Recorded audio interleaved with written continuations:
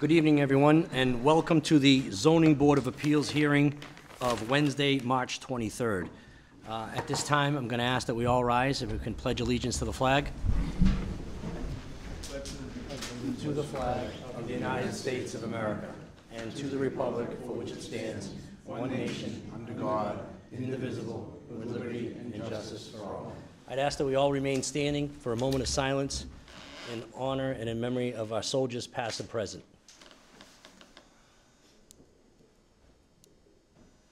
Thank you.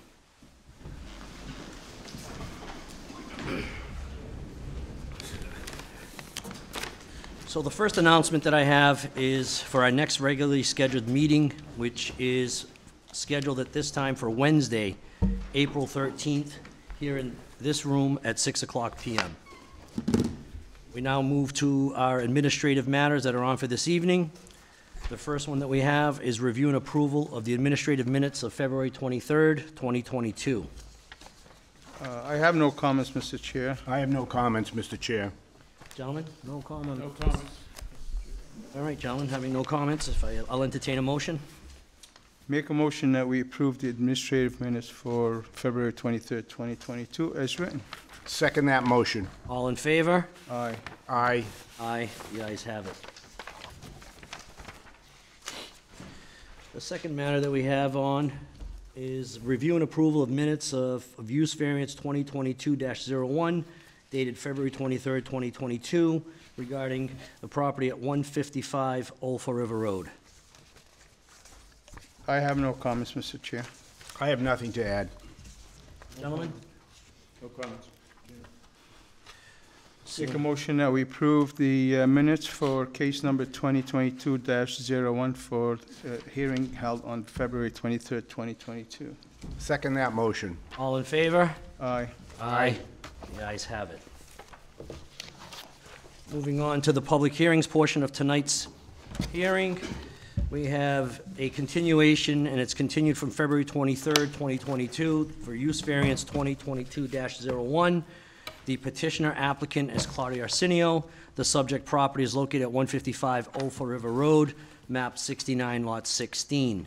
The petitioner is seeking a use variance to construct a 80-foot by 100-foot square foot structure for a marijuana manufacturing facility, and they're seeking relief under Article 4, Section 375.4.2 for applicability, and Article 4, Section 375.4.3, special permit uses. So I think this has already been continued maybe once or twice before, gentlemen. At this point, I guess we'll call upon the petitioner. I think the last time we left it is we were considering and wanted a little more time to review what was presented. So at this point, I'll call upon the petitioner's representative, Attorney Manning. Thank you, gentlemen. Nice to see you in person. Mr. Chairman, it's my understanding at the last meeting it was requested if we would request a continuance so that the board could contemplate all the information before you. I think Mr. Human's comment was that there was a lot that they needed to absorb.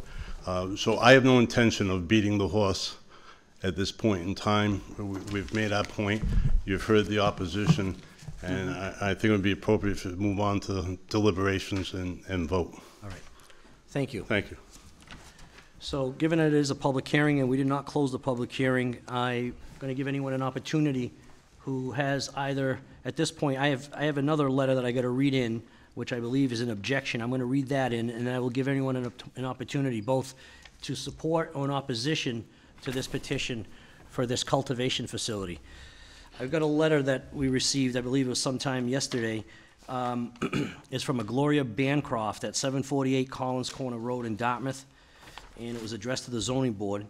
And she says, "Thank you for reading my letter dated 3/7/22 into the public record at your 3/9/22 meeting, which I was not able to attend. After watching your meeting, I noticed several of my questions were still not answered related to the standards required for a use variance."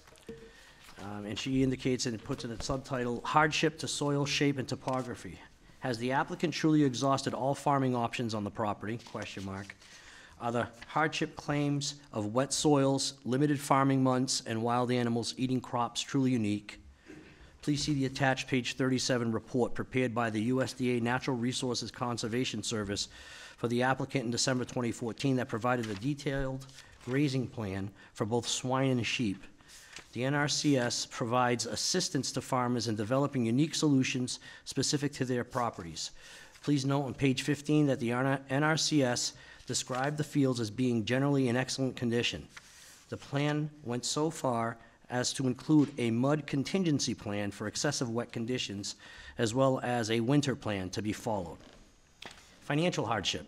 The 61A restriction on the land would be removed and back taxes paid. Since there is a financial hardship claim, how will back taxes be paid? Additionally, who will be operating this proposed project? Who are they, and why did they not present at the public hearing?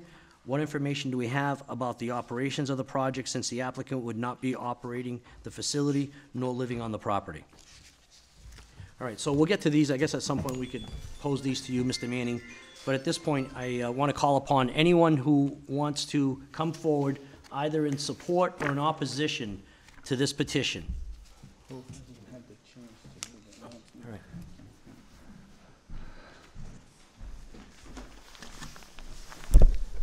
Thank you, Mr. Chairman. For the record, my name's Kevin Mello, and I am the chairman of the Dartmouth Planning Board. I'm here as a resident tonight, and I want to thank you for the opportunity to speak. By now, you've heard from many people, each sharing their pertinent information, whether it is the Agricultural Commission, soil condition, or neighborhood residents. My intent is to share my personal point of view and information from a planning board member's perspective. In the fall of 2018, town meeting accepted Chapter 375, zoning Article 4, marijuana establishment overlay district. The plan was unanimously supported by the Select Board, Finance Committee, and Planning Board. It was then accepted by town meeting, forwarded to the state's Attorney General office, who approved the overlay district. As per the bylaw, marijuana establishments are not allowed as of right in any district in town. However, the planning board may grant special permit for such a facility within the marijuana overlay district. As the only remaining planning board member from this period still on the board, I can assure the ZBA this district was well thought out and deliberate in what parcels were included, as well as which parcels were not included. The intent of the bylaw was to designate areas in town that would have the least impact on the community and local facilities away from residences. The granting of a variance by the ZBA would nullify the intent of the town's bylaw, which was created and implemented with the assistance of many boards and public input. Furthermore, regarding hardship, as a professional in the real estate industry, I can assure you that the purchase price of the property in relation to the current market trends do not present a hardship. The owner has already indicated she is prepared to move out of the property to skirt the issue of the facility being within 500 feet of a residence. Additionally, she simply does not want to be a farmer any longer, which was the intent of her agricultural preservation restriction. Under these circumstances, the property should be sold to an owner who is willing to follow the intent of the restrictions. Thank you.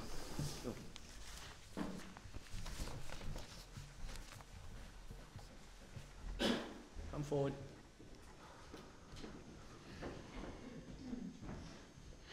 I just need you to state your name and your address, please. Certainly. My name is Susan Guiducci. I live at 215 Bakerville Road. I'm just here to ask a question. I'm also on the Agricultural Commission. A letter was sent from the Farm Bureau, which is the organization that holds the restriction on the property. The letter was sent to the applicant And we know they weighed in on the issue. We do not know what the content of that letter was. So you may want to inquire about that prior to your vote, please. Thank you. Anyone else?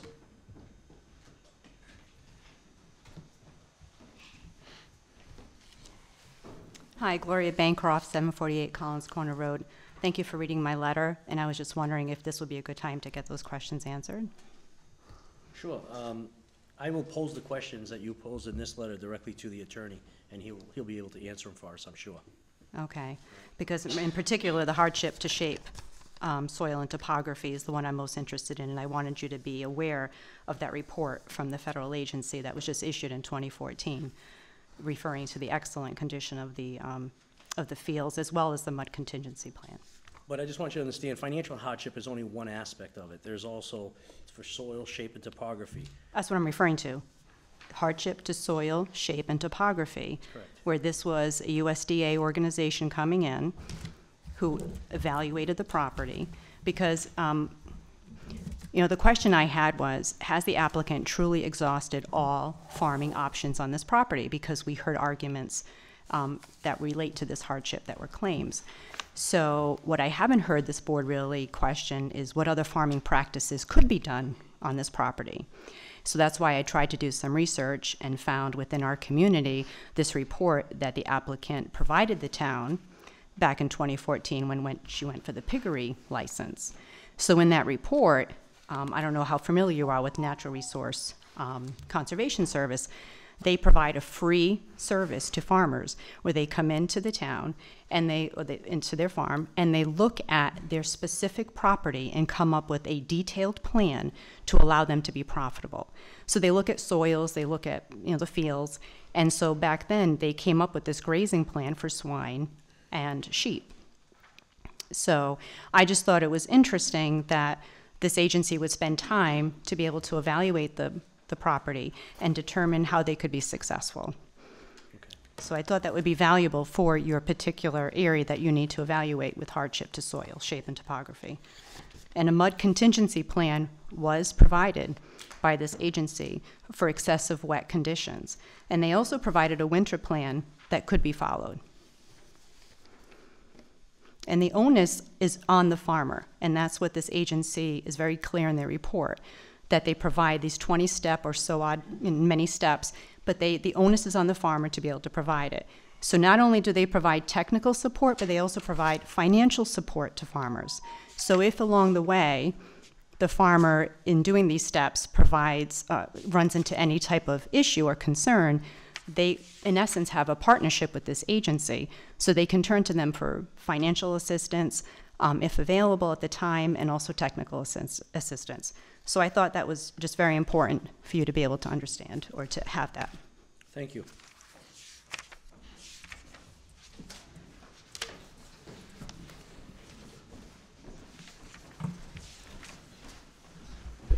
Good evening, John Souza, 674 Mr. Fisher Road. Mr. Medeiros, at your last meeting, you mentioned at the end of the meeting that you wish boards, and I'm paraphrasing here, but you wish boards and committees had done a better job at writing of the deed restrictions. And I couldn't agree with you more. Boy, as a member of the CPC and the Planning Board, and now a member of the Finance Committee, I certainly wish that T's were crossed and I's were dotted. But keep in mind, like you, we're all volunteers on those boards. Unlike some of you, none of us are attorneys. And when the deed restriction was written and copies were handed out, I look at that, and I'll be honest with you, 70% of it is Greek to me. I don't understand 70% of the attorney jargon in those deed restrictions, and so do many others. So I hope you go back to what was the original intent and what the expectation of the town and the boards and town meeting when we bought the development rights for this piece of property. I'd like to talk about the only cannabis growing facility that has been permitted in the town of Dartmouth, and that's on State Road in the tennis court. That proposal came before the town 3 times. Twice to town meeting for a zoning change, and once before the Board of Appeals to grant the variance, and they were granted that variance. In all 3 occasions, that corporation mentioned that this is a cannabis growing facility, and this is an emerging industry. An industry that's going to provide jobs and opportunities and revenue to the town of Dartmouth. Big business is what they said in all 3 occasions. Huge revenue. They talked about $300,000 to $500,000 in the first year alone that the town would see in tax revenue. And I believe that was at 3%. That's well over 10 million, possibly 20 million, I haven't done the math yet, of revenue that they are going to receive in this big business, this industry. Not once in the 3 times they presented to the town of Dartmouth at many boards and commissions did they ever use the word farming. It was always an industry. So now here comes Schofield Farm proposing. And if you notice, I believe they purposely never mentioned that this is an emerging cannabis industry that they want to be part of. Never did they say this was big business. Never did they say that the town's going to receive large revenue from this facility. Why is that?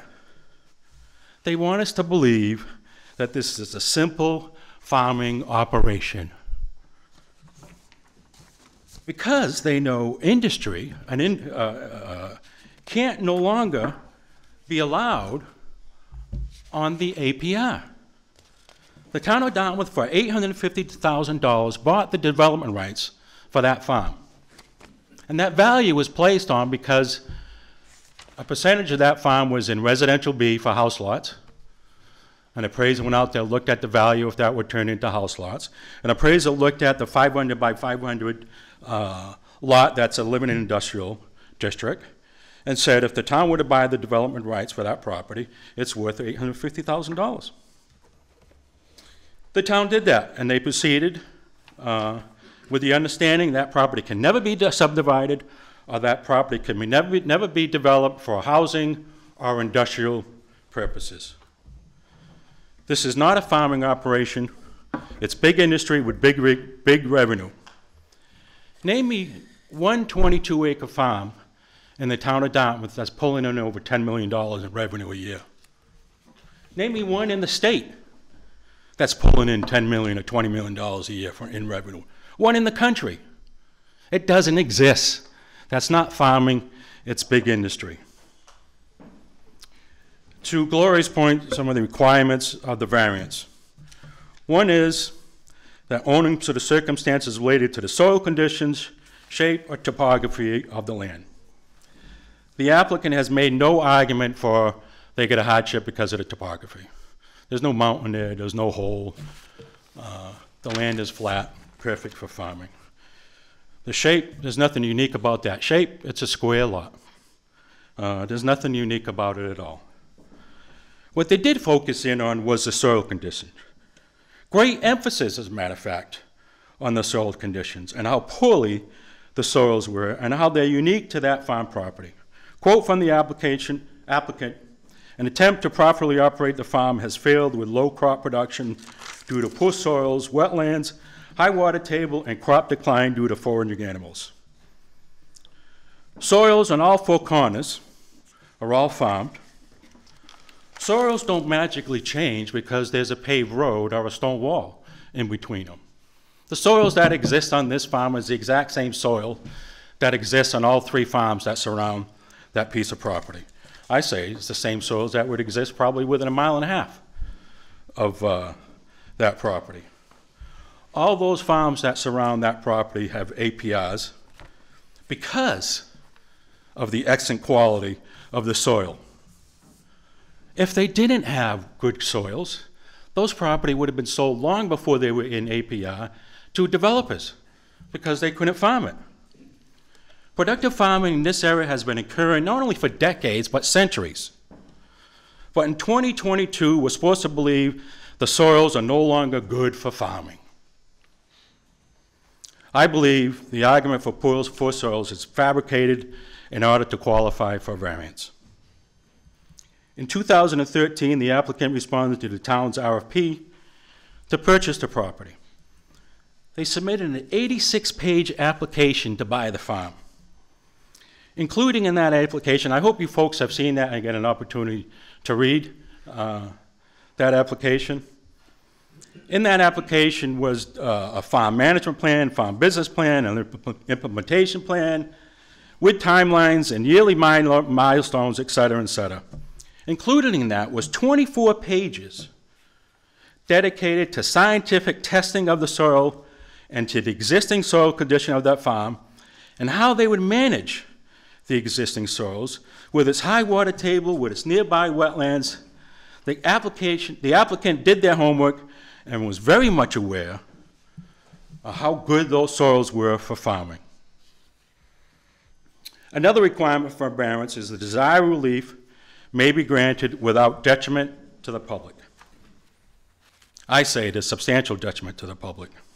Why is that? The proposal includes a 16,000 square foot, two-story, 100 by 80 foot industrial metal building that will forever change the character of this major intersection within a town. This variance, if granted, will need to meet the requirements of the planning board, as said by the attorney. They've got to go before the planning board for site plan review. I'm very familiar with the planning board's requirement. I was there for 26 years, and I helped write that bylaw. That bylaw states that there are parking regulations under site plan review. The applicant admittedly said to us 2 weeks ago, they don't know how many employees they're going to have at this facility. The plan they show you shows the layout of the building and simply a driveway. No parking. The planning board has requirements based on the size of the use of that building, has to have X amount of parking spaces. I don't know what the use is going to be, what they're going to classify the use, so I don't know what that requirement is. They admittedly don't know how many employees they're going to have. The planning board requirement is they have to provide a space for every employee. Is it going to be 10 employees? Is it going to be 40 employees? You folks don't know that yet. So what is it? Are we going to see a parking facility with 20, 60, 100 spaces? I don't know. We don't have that information. I do know the planning board is going to require a parking plan. The planning board has to follow the standards and the requirements of the parking plan. There's no waiving of their standards. The parking plan will consist of pavement, striping, curbing, internal concrete sidewalks, formal landscaping, drainage and retainage ponds, parking lot lighting, etc. Tell me one farm in Dartmouth that has all of those. You don't see that on a farm. This will forever change that intersection. The residential house that's going to be converted to office will also fall under site plan review. They will need to provide so many spaces based on the square footage of the office, and then based on how many employees, they need to provide a parking space for those employees. Again, no plan has been proposed to you. Again, all those ugly requirements that normally go into a commercial industrial district will now go into a beautiful historic intersection of Old Fall River Road and Fons Connor Road. Another requirement of the planning board is a concrete sidewalk within the street layout needs to be provided along the entire frontage of the lot. I don't know how the planning board is going to look at this lot. The lot's 22 acres. Are they going to say concrete sidewalks are required along the entire frontage of Old Fall River Road and Fons Connor Road? That's going to incorporate thousands of feet of concrete sidewalk. Will they say the lot is the limited industrial lot, which is 500 feet on Old Westport Road and 500 feet on Fons Corner Road, which is 1,000 feet of sidewalk? Or will they say it's the building envelope, which is probably 250 feet on either side? I say to you, in either case, a concrete sidewalk at that intersection is forever going to change the look of that intersection. It is detrimental to the town. The industrial building, I believe, will need security fencing. Certainly security cameras, security lighting for the valuable content. When have you seen that on a farm? The security fence I can envision, because the property in there is so valuable, they show one on the plan. It's probably going to be 8 feet high with razor wire on top of it. Is that what we want to see at an historic intersection? What about the high-intensity lighting within the building that's going to be emitting through the windows and doors of that building 24/7? Those lights for growing are on 24 hours a day. What's that going to look like at night? Will we be driving up the intersection thinking we're in a sci-fi movie and there's a spaceship getting ready to take off because of the amount of lighting that's coming out of there? Again, what farm in Dartmouth looks like that? None. I believe it's extremely detrimental to the town. They haven't said anything about the details of this building. I know when you look at other cannabis facilities, you have to provide outdoor air handling equipment for this operation. They need to circulate the air and provide filtering for odor control. When you look at other facilities, those things are huge. They're the size of a box truck. How many do we need for this facility at 16,000 square feet? Is it 2? Is it 3? Is it 4? It's going to be ugly as hell driving in that facility, looking at that and listening to it. In my opinion, and in others here tonight, we think these changes will be a detriment to the public good. Again, this proposal will forever change the character of this major intersection in our town and in the historic vista that exists there today.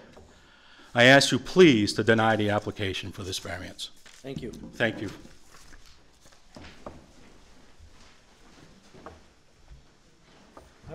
The only thing is, I'm going to have to limit this, and I probably should have said this at the outset, is that if anyone's got anything new to add, if you've got something new to add, then I invite you to come up. But if you've already spoken before, then I would ask that there'd be some reservation, given the amount of time that we have. My name's Adrian Folk. I'm Claudia Arsenio's ex-husband. Okay. I And where do you currently reside? live in Woonsocket, Okay. but I'm still on the on the deed. So you still own the property? No, I gave it to her in our divorce, but she's unable to refinance yet, so I'm still on the deed. Okay. I'd like to talk about the soil and the land there. When the NRCS came to check it out, it was the middle of summer, and they had no idea or could possibly see what that land is like in the middle of winter and spring and fall. Half of it's flooded. The other half has grass or whatever that an animal won't eat. We have tried to grow many things on that farm, from organic produce to chickens, goats, sheep, pigs. I was involved in each one of these plans that people talked about heavily, and plans are plans. They didn't work, whether it be because of finances or, for our winter pig plan, how are we supposed to build a $80,000 barn when me and my family are living in a 36-foot camper while we're remodeling the house that we should have knocked down to begin with? It's been a long, long trip of a lot of hardship and sorrow for my family because of this property, because we were a young family that had only been farming for about 3 years, and we took it on ourselves. It wasn't our fault that someone paid $800,000 for this property. They never should have. But we got stuck with it, and we took it on. I felt like almost got suckered, but hey, that's what we did, and plans don't work. Paper's paper. The reality of the situation is that farm will never make someone enough money to pay for the $300,000 that we spent on the house. You know, that's what I got to say. Thanks. Thank you. Is there anyone else who's got anything new to add? Hi, everybody. My name is Lizzie Arujo. I'm from Providence, Rhode Island, actually. And I'm friends with Claudia Arsenio and her family, and wanted to talk a little bit about the good that could come from the variance. I think that a part of any cannabis plan, there has to be a positive impact piece. And Claudia and I have been working very hard on what that would look like. Really investigating therapeutic gardening programs that would include some farming and gardening on the property, that are not just about spaceships and Mack trucks, but also about herbal medicine and ways that we can work with the community to help teach people how to farm and go out and garden with folks where they are, with women who are incarcerated or who have had problems with the system and abuse, and foster children who have aged out of the program, populations that need attention and help in the disproportionately impacted areas that are a part of the cannabis studies and regulation. So amidst all of the things around soil and industry and odor, there are also some really positive impacts that allowing this family to turn their lives around and take care of the land in a different way. So I just wanted to talk a little bit about that with you, and thank you for having me, and I know it's going to be a hard decision. Thank you.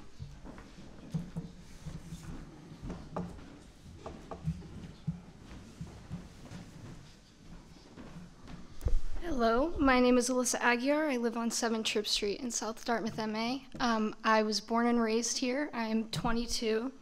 When I think about this town, I think of farmers and I think of farmland. And not only that, but I think of these farmers as individuals, and I trust them to know what to do with their land. And I trust that they know their land better than any speculations that other people are going to make. We have the privilege of being here and listening to these people speak about land that they have firsthand experience with. And I just really hope that we take that above the speculations other people draw from things that they read or things that they may be interpreting. And as far as the argument of it may be ugly, beauty is the most subjective thing, and that should not play a part in a decision based with the intention of helping people, with the intention of holding health at the top of this list, with making the best out of farmland instead of turning someone's back on it. They're trying to do their best with it. Hospitals may not be the most aesthetically pleasing thing. Should we just get rid of hospitals? Of course not. We should persevere and take the words. We have a privilege of listening to these people, and we should actually listen to them. And I hope that that plays a part in upholding what this town represents and what so many people think of when they think of this town. So, thank you. Thank you.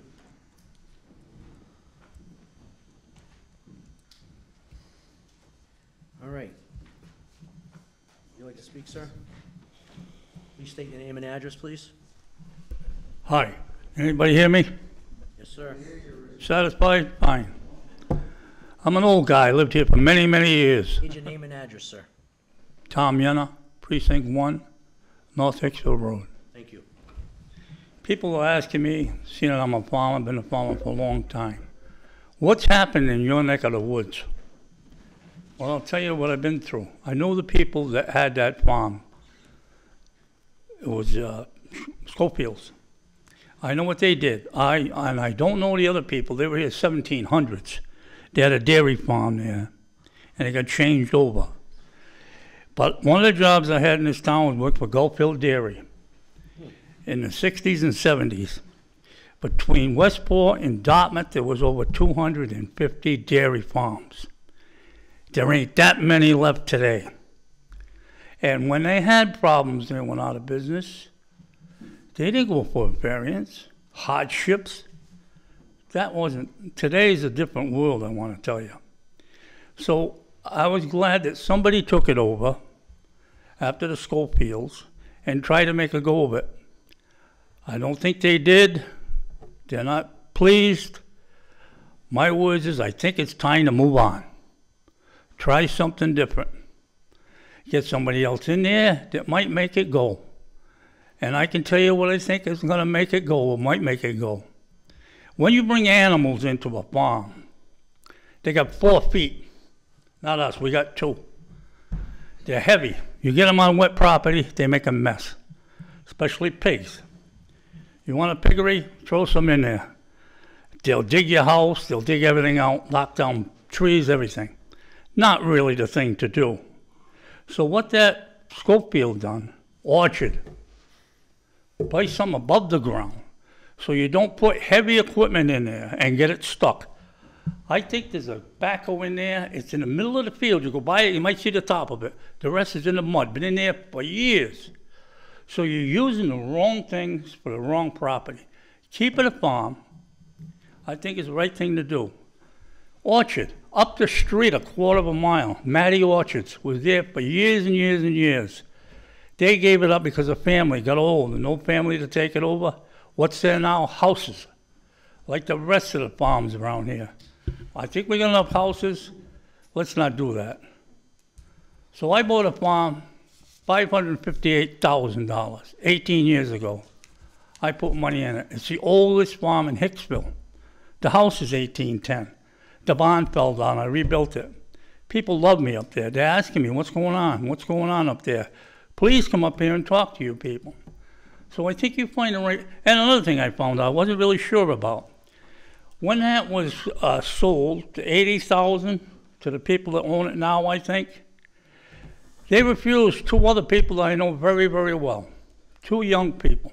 2 different people. They couldn't get it because they were making too much money. There are 2 families, one in Westport, one in Dartmouth. They came from a farm.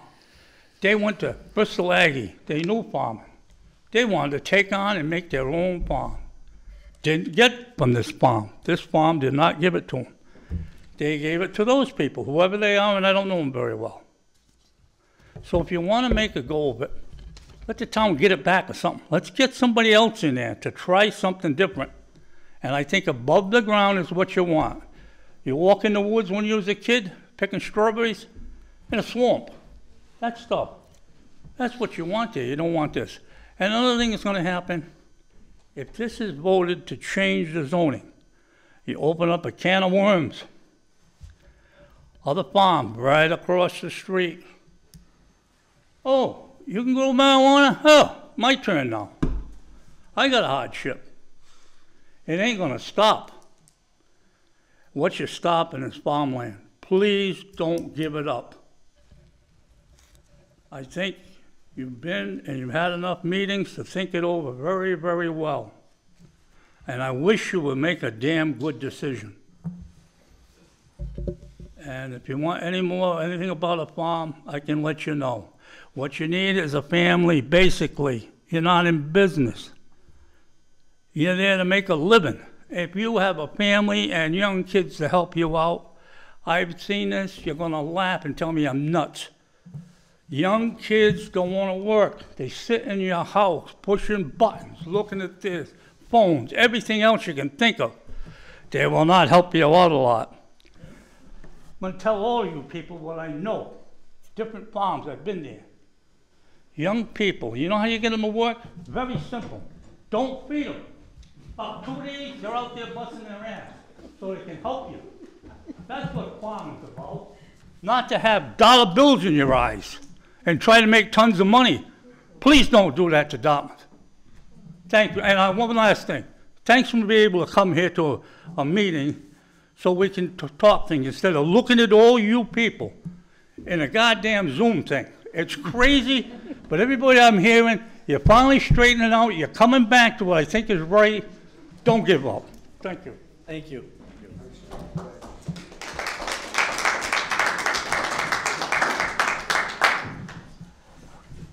Hello, my name is Christian Folk. I live at 155 Old Fall River Road. I am Claudio Sanio's adopted son, and they adopted me when I was 9 years old. And they've put a lot of hard work into this farm. And I was there for pretty much all of it from the very beginning. It was me and Adrian that ran it 24/7. And I will say it was difficult. As the gentleman before me said, I did work every day. Every day after school, every morning before school, I would help Adrian take care of the farm. We had, I believe, at one point, 60 pigs, 15 sheep, about 20 goats, at least 50 chickens. We had a working, running farm, but sadly, it started falling apart because it wasn't sustainable. It was too much work between two people who worked every day while going to school. As the gentleman before me said, the wetlands could be used for an apple orchard. I actually went to school to Bristol Aggie for arboriculture, and I disagree. Because it is primarily wetlands, the only thing that you can grow there is basic red maples. They're called swamp maples. Any other tree that you try to grow there would get drowned, and they would die out. It is usable with about, I'd say, a half of acre out of the entire batch of land is usable. The rest turns into swamp about 3/4 of the year, besides the summer where it is very dry. Besides that, I honestly think the only thing that we could do at this point, and the only thing that you'll find that any farmer will be able to do, is what Claudia is proposing. That land is too small to run cattle at an actual sustainable rate, in my opinion, and it's too small to do pretty much anything else. The land is swamp, sadly. And that is all I'd like to say. Thank you. Thank you. I think there was another gentleman who wanted to get up earlier.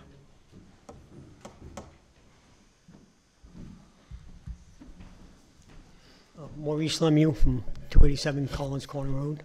I had a question and a comment. The question is the property is currently limited industrial.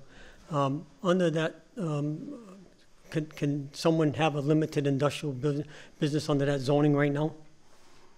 I think it's called light industrial, but it's just. Light industrial, Light okay. industrial.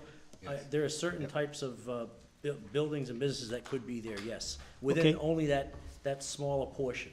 Okay, And that's so- been one of the petitioner's arguments throughout. So if there is light industrial business allowed there, there shouldn't be a hardship then. Just figure a business that's allowed in that zone, as simple as that. And then one other last comment is, you notice the people all in favor of this. There's not one person that lives there except the people who own the property. There's not one person that lives in that neighborhood. Everyone that lives in that neighborhood knows what that neighborhood is and knows how much that would ruin the area by allowing that big metal building. It's not a barn that they're putting up a metal building. Thank you. All right, so I'm going to give the petitioner one final opportunity to respond to some of the questions. I want to make sure that some of them are posed. So I guess some of the questions that were raised in either the letters or in comments one was fencing. I understand that there's going to be a requirement of fencing, and I think that that's something that's probably imposed by the state as part of the licensing, but I'll let you elaborate on that. Also, the security, who's going to manage it? I don't think that that's been brought forth, and if it has, I apologize, because I don't recall if there was any plan as to who was going to manage the actual cultivation. So if you could elaborate on that, Mr. Manning. Sure. As you'll see from the plan that was submitted, there is a fenced-in area where the entranceway is on the, I believe it would be on the western side of the building. That was one of the things we discussed in terms of the planning board special permit regulations for the overlay district that talks about having to be a black, brown, or earth tone type fence. And as I indicated to you, that's something that we deal with at the planning board.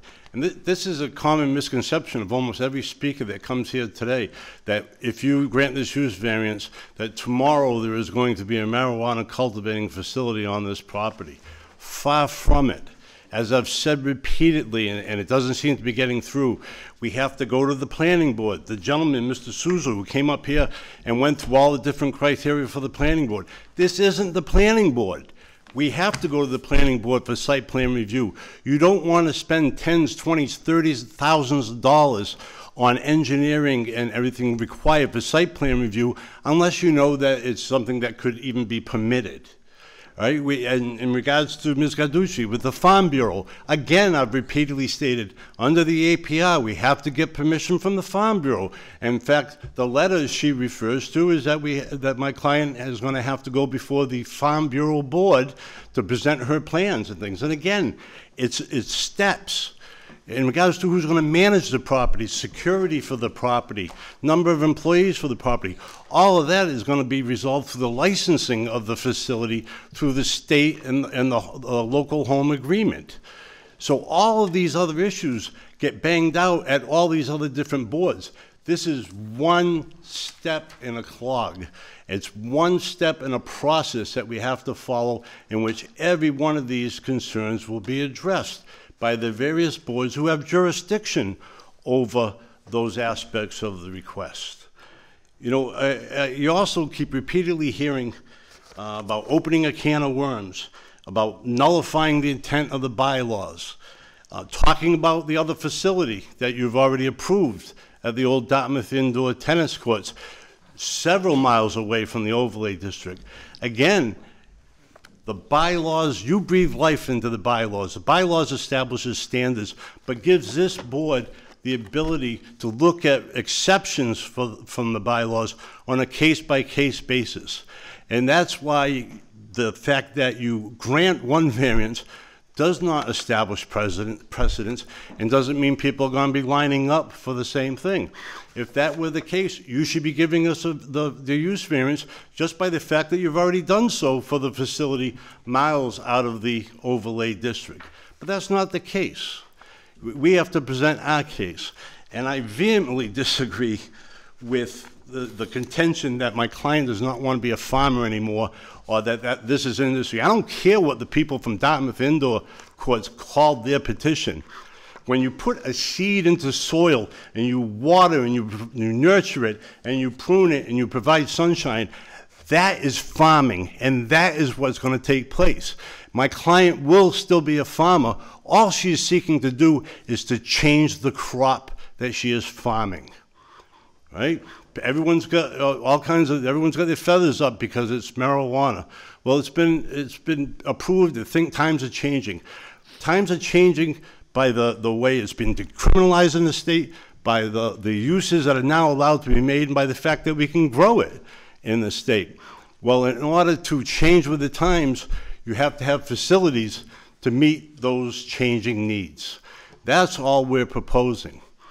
What the building looks like will be hashed out with the planning board. Number of employees, security, safety will be hashed out with the state and the local officials when we go for the licensing. All we're seeking to do is to get permission to continue that quest with those other boards. Since we have opened the floor, kept the floor open, I also have something I'd like to submit. I have a petition that was initiated through a website called change.org, which has a total of 125 signatures in favor of my client's petition, approximately 20 of which are wet signatures in person. 55 of them are Dartmouth residents. Thank you. Thank you, Mr. Manning. Anything else you'd like to add? Unless you have specific questions you'd like me to address, Well, Mr. Chairman. The last thing I would like to address is soil conditions. Yeah, we rely on that to meet the variance standard. All right. I think it was Ms. Garducci I'm sorry, it was another speaker referred to some 2014 plan she had attached to a letter. Well, and somebody else said that we're apparently making this up. You have attached to my memo a 2022, which is this year, report specifically on this property from Ecotech Inc., an environmental consulting provider. He created a soil map of the property, and this is done by a certified professional soil scientist. He has concluded and confirmed the fact, as you heard from the other speakers, that over 3/4 of this property is basically untenable as a farm. Everyone wants to blame my client and say, well, maybe they didn't do it the right way, or maybe they didn't do things the right way. Maybe the town made an error when they put this property that is 3/4 wetlands into an APR and paid the kind of money they did for it. But that was their choice. They made that choice. My client made a go of it. It unequivocally, the soil conditions unequivocally cannot sustain this farm. I have seen no evidence whatsoever of any other property within the area that has like soil conditions that makes it non-sustainable as a working farm. So we've unequivocally met the standards of the variance. As we went through, we've met every one of the requirements. If we went through the special permit requirements under the overlay district, we've met them all. We've hashed out the 500-foot radius, the 1,000-foot radius, etc. That's what we're seeking, and that's what we ask you to find. Thank you. Thank you. All right, gentlemen, so do you have any questions or anything, any comments that you'd like to make? Let's start with Mr. Attorney Human. I have nothing to add or ask or any questions. I mean, they have to go through this whole other mess. Sure. What I was saying is they still have to go through, assuming that we approve this, and I'm not saying I've made that decision yet, they still have to go through a huge other process to get anywhere, including the Farm Bureau, which I'm not sure where they stand at all. The last letter we got from them was, ignore what we said to you earlier. So I don't even know what that means. So I have no additional questions. Okay. How about you, Mr. Schuba? I'd just like to state that I agree with Attorney Mannings that we do and I respectfully disagree with Mr. Mello. I know Mr. Mello, he was a member of the zoning board previously. I don't think stating that if we approve this application, we nullify what the planning board has done, because if this is the case on every use variance that we grant from this board, that means we nullify the zoning bylaws or what other boards have provided.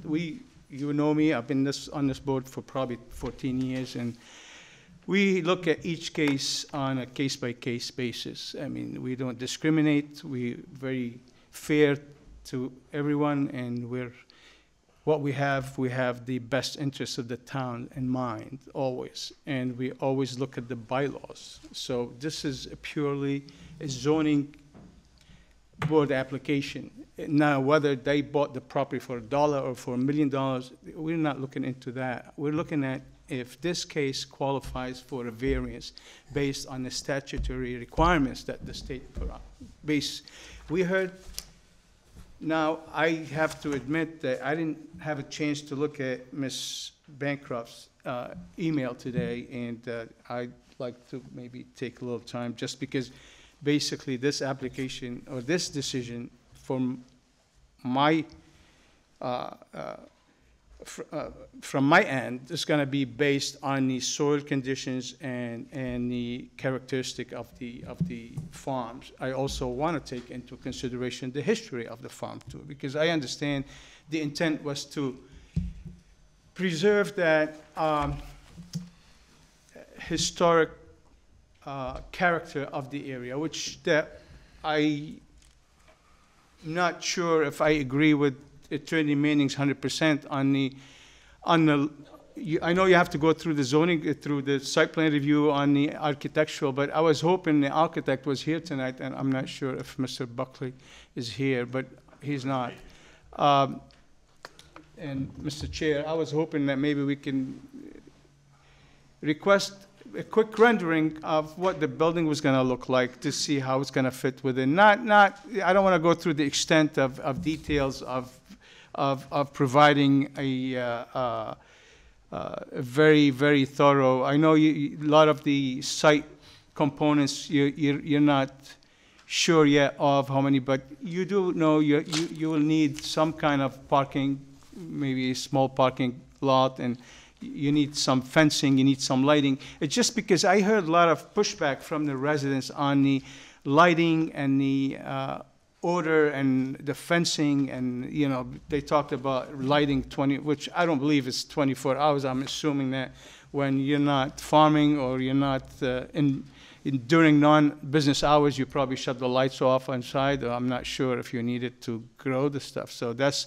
one of the things. If we can get I was going to suggest, Mr. Chair, if you agree with me, too, I mean, to pull it all together, because I'm not just looking at the first two components of the statutory requirements. Also, we need to look whether this is more detrimental to the neighborhood. And I think by doing that, and I think, I'm sure Mr. Buckley or they can provide some kind of, I know you're in the industrial zone, but I'm sure you can do some kind of treatment to the facade just to make it more fitting within the area. Because I heard, you heard, I mean, from most people here that the concern was the intent, and that's why the town went their way, and they secured the money to buy this property, to preserve it and all that. So if we can do that, I know this is going to be probably, I'm not ready to make my decision tonight personally, so,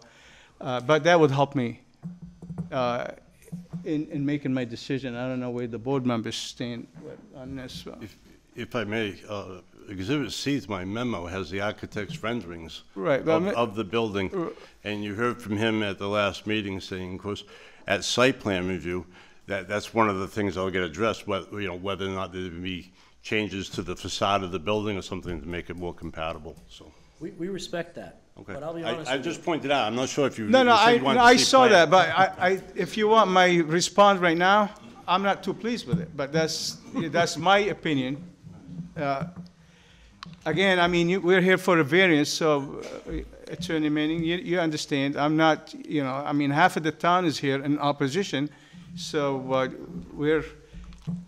it's a variance, and also I listened to what the concerns are, and again, there's other components of the statutory requirements. I agree it's an improvement over what's there now. Whatever you do, probably it's an improvement over what's there now. But again, if we're trying to maintain that historic character of the neighborhood, I think we're not asking for, I mean, you can do some kind of treatment to the facade to make it look more like, the height. I'm not sure if you need that height. I know probably by zoning, you're allowed to go 40 feet on that zone. I'm not, Yeah, they can go almost up to 50 uninhabited. 50? Yeah, uninhabited. So by areas. zoning, but again, it's a variance, so we can place we can look at those things. So if you don't need the height that you're looking for, if you can sustain what you need and maybe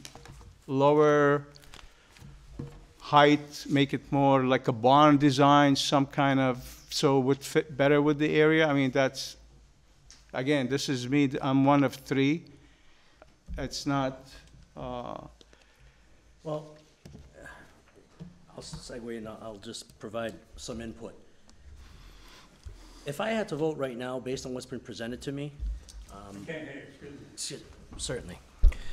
If I had to vote right now based on what's been presented, and this is a unique situation, and here's why it's unique. Usually, the first tier of this, which is the statutory requirement, is the most difficult to persuade me on.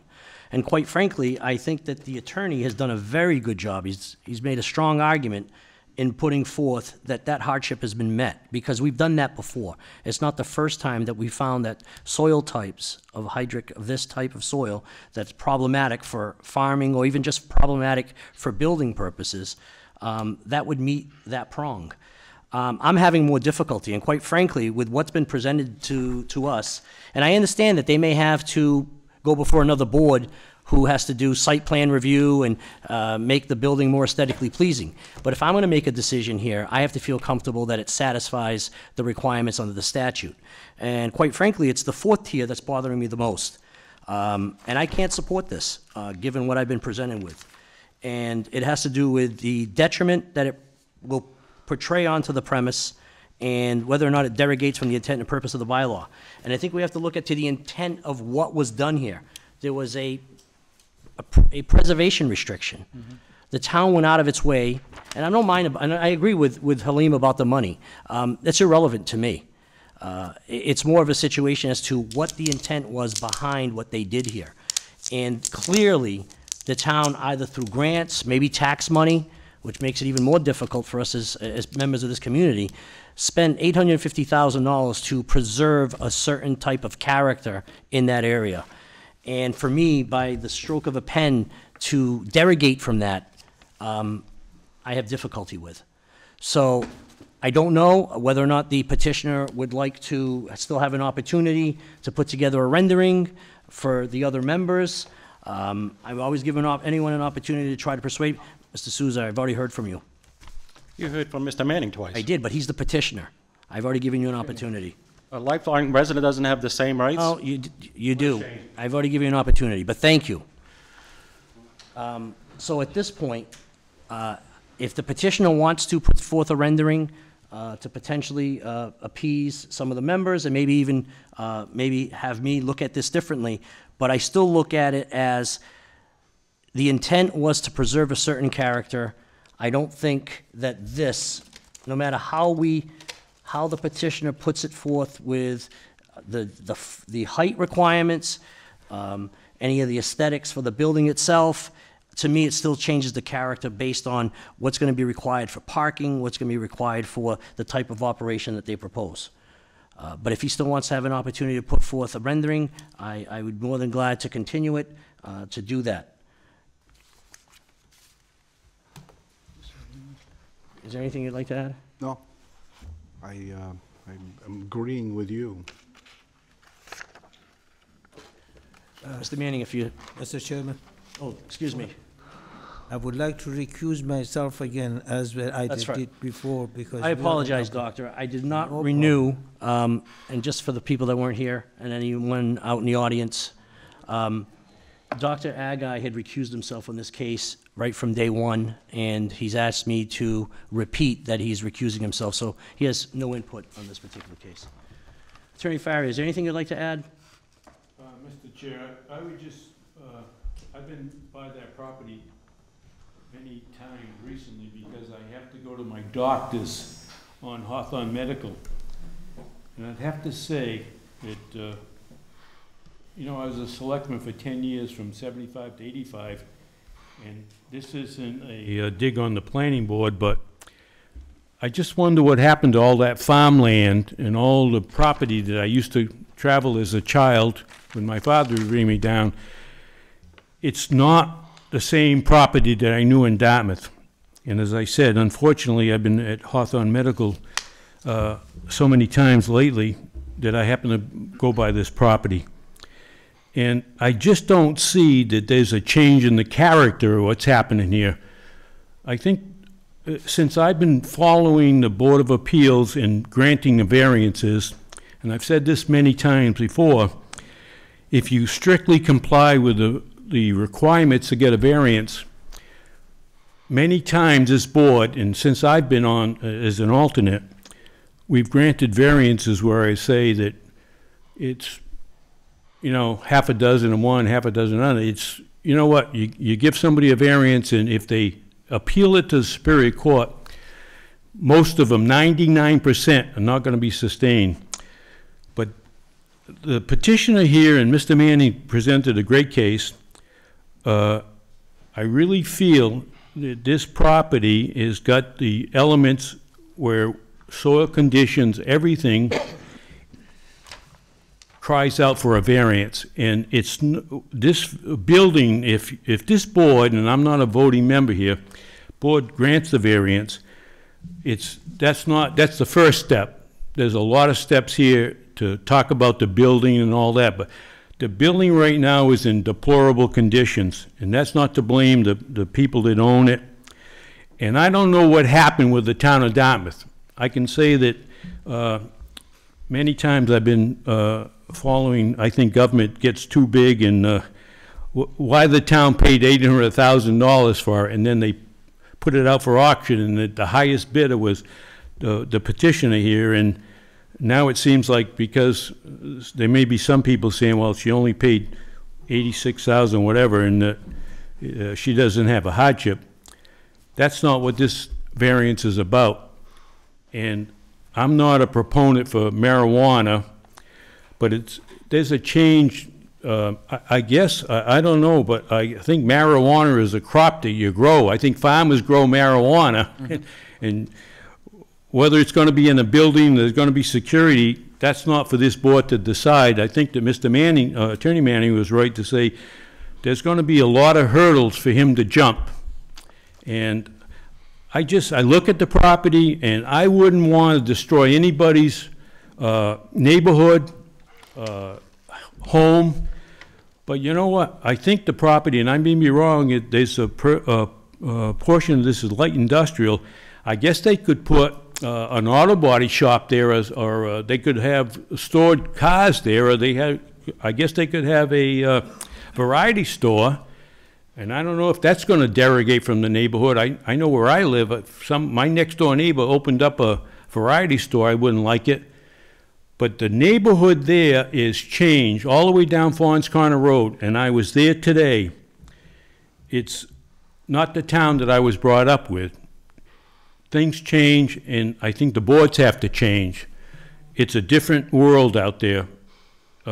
We're going to be, the board's going to be discussing another variance where the traffic on State Road, Tucker Road, things change, the towns change. But I don't believe that if we grant this variance and they have to go through all those hoops, that's going to derogate from anybody's neighborhood in that area. It just doesn't happen. I mean, I wish I could have brought the pictures that I took there. It's not going to affect anybody's neighborhood. And I would never suggest, if I thought it was, I don't want anybody's value to deteriorate. I don't want anybody's neighborhood to deteriorate, but I think the town needs to upgrade this area. And I think these people brought a petition here, and Mr. Manning did a great job saying that, and the engineers that were involved here, it's marijuana. If that offends people, if there's going to be a smell there, if there's going to be, the building is not going to be a problem, because I've built metal buildings. You know, you can make them look like wooden buildings. You can add something to the neighborhood. What's there right now, I wouldn't want to live next door to. But I don't see any. I'm looking at the map there. I think the closest buildings there, I don't know if there's any single residence. I may be wrong. But I think the closest building there is a variety store and an area that stores automobiles that are towed. I may be wrong, but I would like to see the town of Dartmouth get tax revenue and improve what's there. And I think this does improve what's there. And I would urge the board to vote for it, but if anything, get some additional information that you may require from the neighbors or whatever, but I don't see that it's going to derogate from the neighborhood that's there. Thank you. Thank you, Attorney Farrier. We appreciate your opinion. All right. To address both your concerns, in terms of Mr. Chubau's concerns about the building, unfortunately, like I said, the architect could not be here tonight. If you want us to submit further renderings of the building, and for him to present what he thinks he can and can't do with it, we'd be glad to do it. It's got to be done by the time we get to the planning board, so I wouldn't have no problem doing that. I agree, and also just, Mr. Manning, where I'm coming from, I know you have to go to the planning board, but the planning board doesn't have the authority. They have design guidelines, but this is an industrial. So when you look at the industrial, if you're allowed to have a metal building, they can't say, no, you can't have a metal building. And if I'm correct, that's why we're here, because now we can place, this is a variance, we can place the conditions or certain restrictions on the design of the building. And that's why this is what I'm getting from. I understand. And this is, we can, if I'm trying to balance between the neighbors and the different boards of this town, and trying to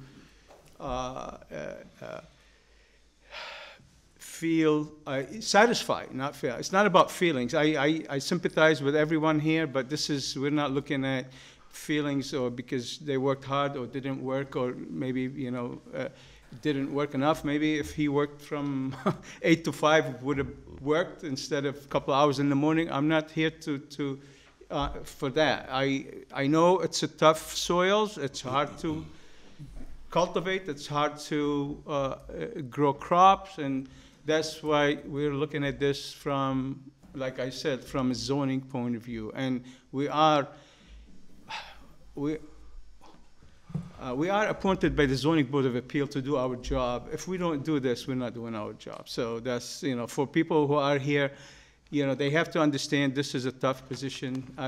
I would rather to be here tonight, right now, doing something else, but it's part of the job, and Mr. we do it for the town. As I told you before, I was on the Board of Appeals in Rochester for understand. 14 years. I chaired it for 7. I'd much rather be over here. Well, I'm over there 90% of the time. This is why, and that's why I can relate to you. I can relate to people. And to Mr. Farrier's point, a metal building can be constructed that does not look like a metal building, but that's out of the purview of my expertise. And I'll ask the architect to look at the renderings, maybe commit to new renderings, and explain to you what limitations that might satisfy you that it could put on the building. You can contact Michelle. She can give him my phone number or my email. I can chat with him, tell him exactly what I'm looking for. This is what I do for a living, so I know exactly what out of fear of violating the open meeting laws, I don't think I would do that. I think I would have to submit something to the board. No, we can give you parameters, I believe. Yeah, well. We're not telling you what. I just think I don't know if it'd be appropriate for him to contact one board member. If you tell me you want it, I'll have him do it. But I can draft a quick email to Michelle. She can forward it to him. Tell him what we're looking for, more or less. Michelle can forward it to me. I'll get you the information. Absolutely. And to Mr. Medeiros' point, when you think about this, Mr. Medeiros, you talk about your concern is derogation from the intent or purpose of the bylaw. Well, the bylaw we're talking about is the overlay district, okay? And you've got to look at, well, what's the intent and purpose of the overlay district? Well, it includes having facilities such as this in an area that has the least impact on community character, away from residents, schools, and close to highway access, in order to minimize the impacts on the town. And that's what I say we have met. And we've gone through the standards established under the special permit in that bylaw, and we've shown you that we're well without 1,000 feet from another facility. We're more than 500 feet from any residence.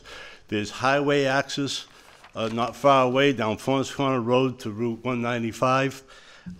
There's no schools, nothing within the area other than farmland, and as Mr. Farrier just said, hospitals and other facilities. So I think that we are not derogating from the intent of the bylaws. And I think if you look at it from that perspective as to what's the intent of the overlay district, hopefully that'll change your mind. But if you'd like me to get the additional information, we'll gladly do that. If you want to, if you're asking me again, if I would ask for a continuance in order to facilitate that, I would, but I'd ask the board to close the floor to public comment at this time and continue it. We can do that. We can do that, yeah. Thank you. Thank you. When's the next meeting? Check with Michelle then. 13th of April. When? 13th of April. April 13th, okay. We have 2 cases. Attorney Manning, you think April 13th will be a sufficient amount of time for you to put together? Well, we could put it on for the 13th, and if you needed additional time, you could always request additional time.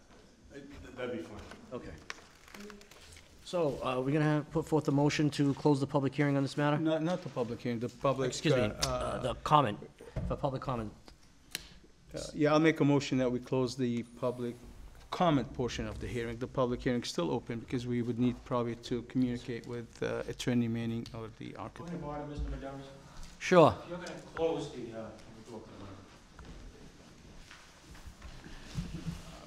You're going to close the public comment period. I believe that's a little bit unfair. Your job is to fact-find on this variance, and you're still fact-finding. You're looking for additional information on the style of the building and what that looks like. And you're going to get those new facts, and the public has no right to comment. To me, that's not right. Thank you. Point well taken. We can limit it to any comments that have to do with the design. The rendering. On the architecture or the Right. rendering, we could do that. Yep. If you want to put forth a new motion, we can do that. We'll just leave it open, but then when somebody comes up to them, you just tell them, keep your comments to the buildings, not to other. We could do I that mean, as it's well. better So we just have an understanding that future, we could leave the public comments portion of the hearing open, but we're going to limit it to the next date, make it public. Next date, the public hearing portion of the hearing for this evening, or the public comment portion of the hearing, will be limited to issues dealing with the aesthetics of the building, the architectural plans of the building, and the rendering of what's going to be provided to give us a little more input. But I just want to make it clear, I still have the same opinion that I've had, I think, from day one on this, when we had the first hearing, but maybe I could be persuaded, I don't know. If it's more aesthetically pleasing, maybe it'll make me look at it differently, but I always try to keep an open mind on these things, as you all well know. Okay. Is there anything else you'd like to add, Mr. Attorney Newman? No. Okay. So, we're going to continue the matter to, April what's the next hearing date again? 13th, April 13th. Can you make a motion? I make a motion to continue case 2022-01 to April 13th, 2022, with the understanding that Attorney Manies is willing to, did he sign the extension? I will send you the extension Okay. forms. On the condition that he signs the extension? Yes. Okay. I second that motion. All in favor? Aye. Aye. Aye. Ayes have it. All right. So moving on. You guys need a break? That's up to you. I'm fine. I can continue on. Soon we can get one of these. I'm dying. Yes, I can speak to her. He submitted, The couple, oh, no, yeah, this one.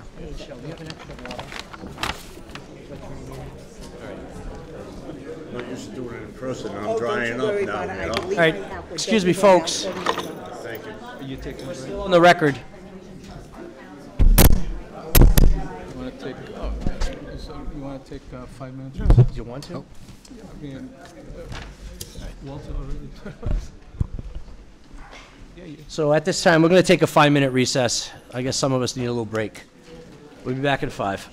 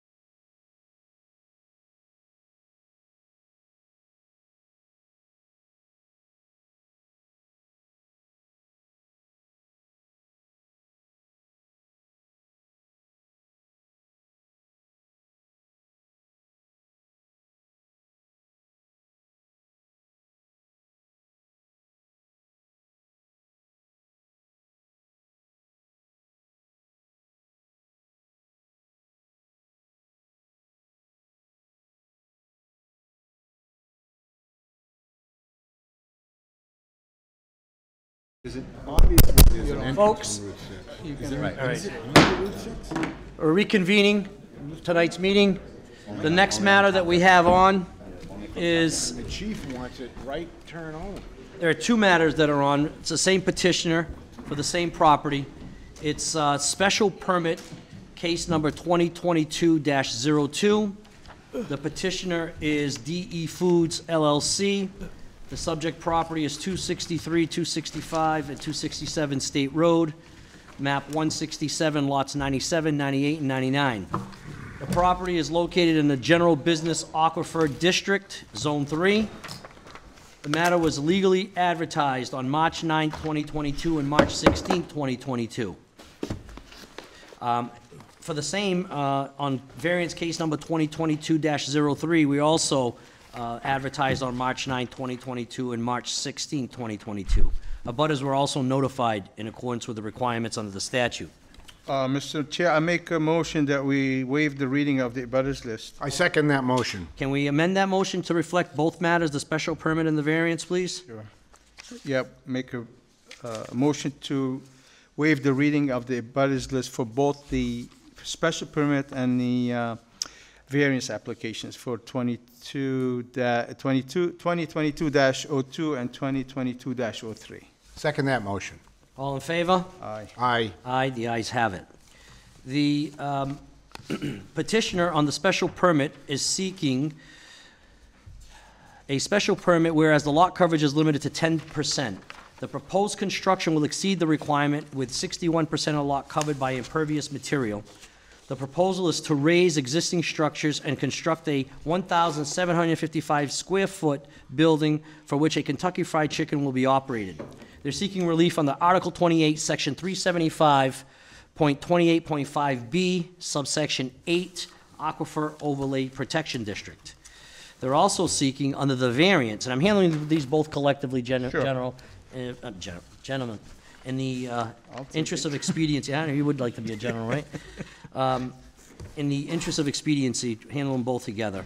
And on the 22-03. But there has to be two decisions, that's why we. That's fine, we'll do two separate decisions. Okay.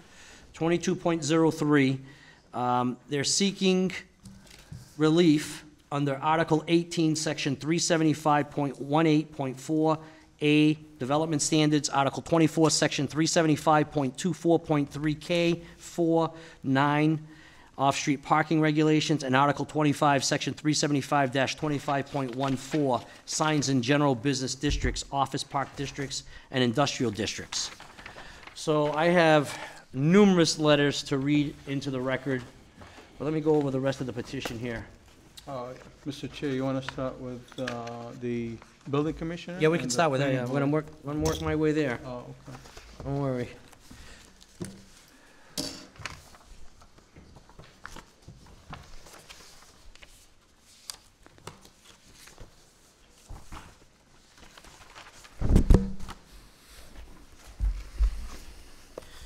So we have comments from the planning department that say, see attached planning board letter, which I have to read. The Board of Health does not, said they will require a permit and approval from the health department, and Concom says it's outside of their jurisdiction. There's also a comment from the DPW. It's quite small, I'm having difficulty reading it, but it says the DPW does not recommend granting a special permit pursuant to Article 26, Section 375-28.5B, lot cover for the following reasons. The applicant engineer has not provided data on the plans to support existing and proposed lot cover. A breakdown of impervious areas shall be listed in the table of zoning regulations on the site plan. The existing lot cover exceeds the maximum allowed in Article 28, Section 375-28.5B8. DPW recommends that the maximum lot cover allowed under proposed conditions not exceed the existing lot coverage. So that's something we'll have to cover as well. All right. That's why they're here for a special permit. That's right. See what else I did here.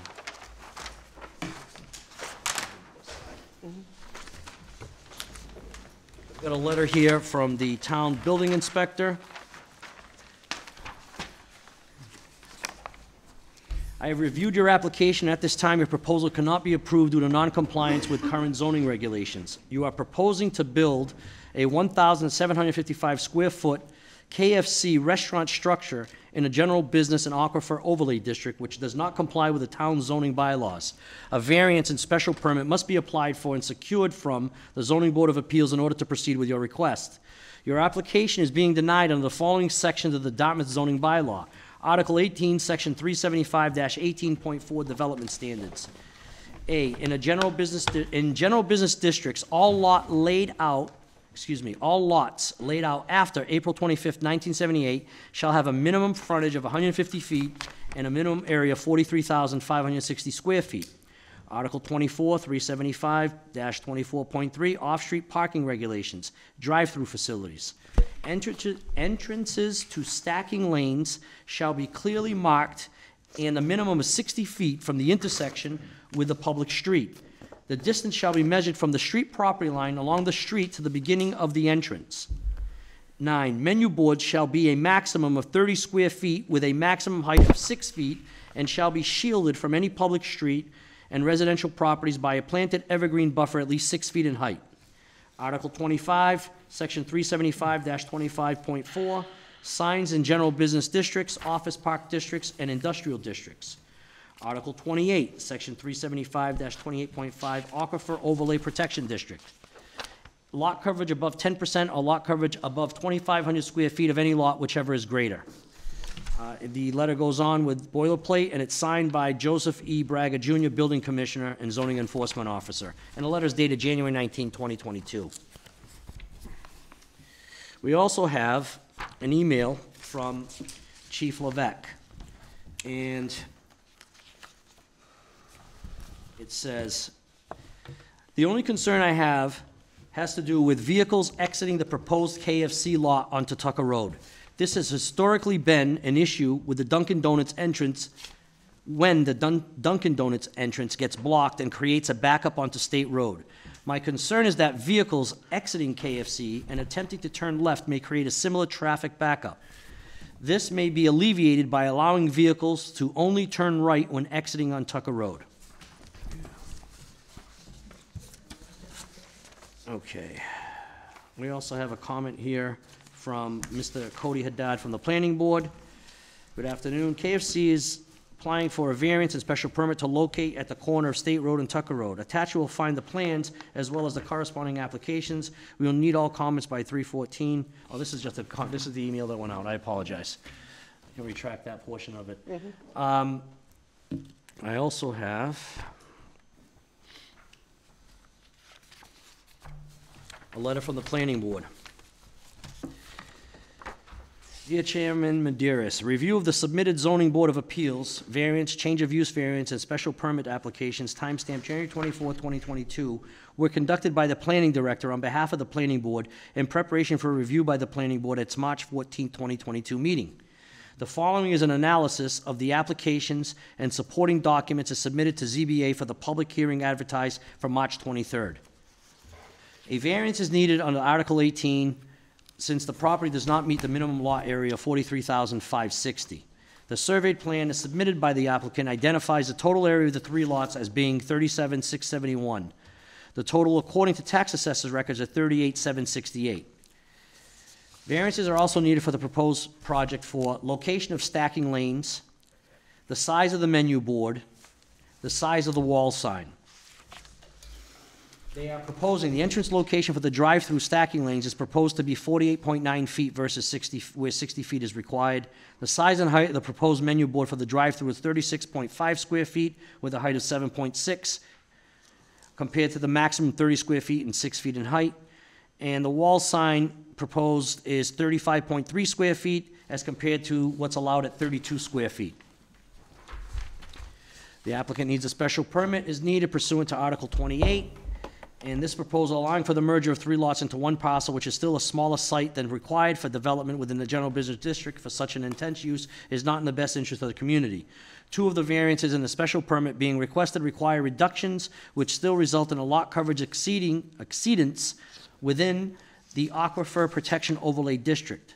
Combine these requests with those waivers proposed to be brought before the planning board according to sheet 4 of 15 of the plan set entitled Site Redevelopment Plans, Proposed KFC Restaurant, support the planning board's recommendation not to grant the application's variance, I think it means applicants, the applicant's variance, change of use variance, and special permit for map 167, lots 97, 98, and 99.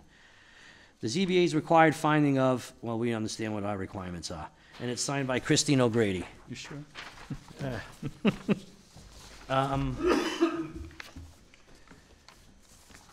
All right. So let's start with this one. This comes from a Diane Sylvia of 70 Merrimack Street in Dartmouth, Mass. It's an email. I am writing in favor of a KFC restaurant in Dartmouth, but that is not the right place for it. That intersection is part of an ongoing traffic quagmire of Route 6. Another location should be sought, but yay for KFC in Dartmouth. The next one is from Judith Robertson. I don't have an address. As a resident of Dartmouth, I'm writing to voice my opposition to a KFC on the corner of Tucker and Route 6. That intersection is already a nightmare, and any more business in that area would make it even worse. Signed, well, it's not signed, but it's with a salutation of Judith Robertson. Next one is an email from Carol A. Cabral and Arthur Cabral at 411 Lucy Little Road in Dartmouth. We are writing to ask for our opposition to be heard and counted on the proposed Kentucky Fried Chicken franchise wanting to move into the Route 6 Tucker Road area. While we understand their desire to a busy location, but that intersection is crazy busy at all the time. A KFC or any business with a drive-through would be insane there. Dunkin' Donuts has cars out to the street sometimes. Please let the board know we are totally opposed to this going through. The next one is from Deborah Giblin. I am writing to request this letter be filed in opposition to the proposed permit for a KFC at the corner of Tucker Road and Route 6. There is already enough congestion in that area. Please let me know if you need additional information from me to count my opinion. Deborah Giblin. This is from Kara Hawes Khalifa. I would like to please request that my letter be read into the record during the town hall meeting and filed at the Zoning Board of Appeals special permit meeting on Wednesday, March 23rd, 2022.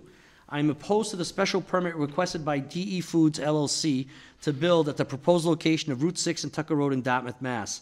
The location in question is already overdeveloped and is a daily source of long backups and congested traffic. While sitting through 4 traffic lights due to the backups, my children and I have witnessed irrational driving by frustrated drivers, which have put other drivers at risk of an accident or worse.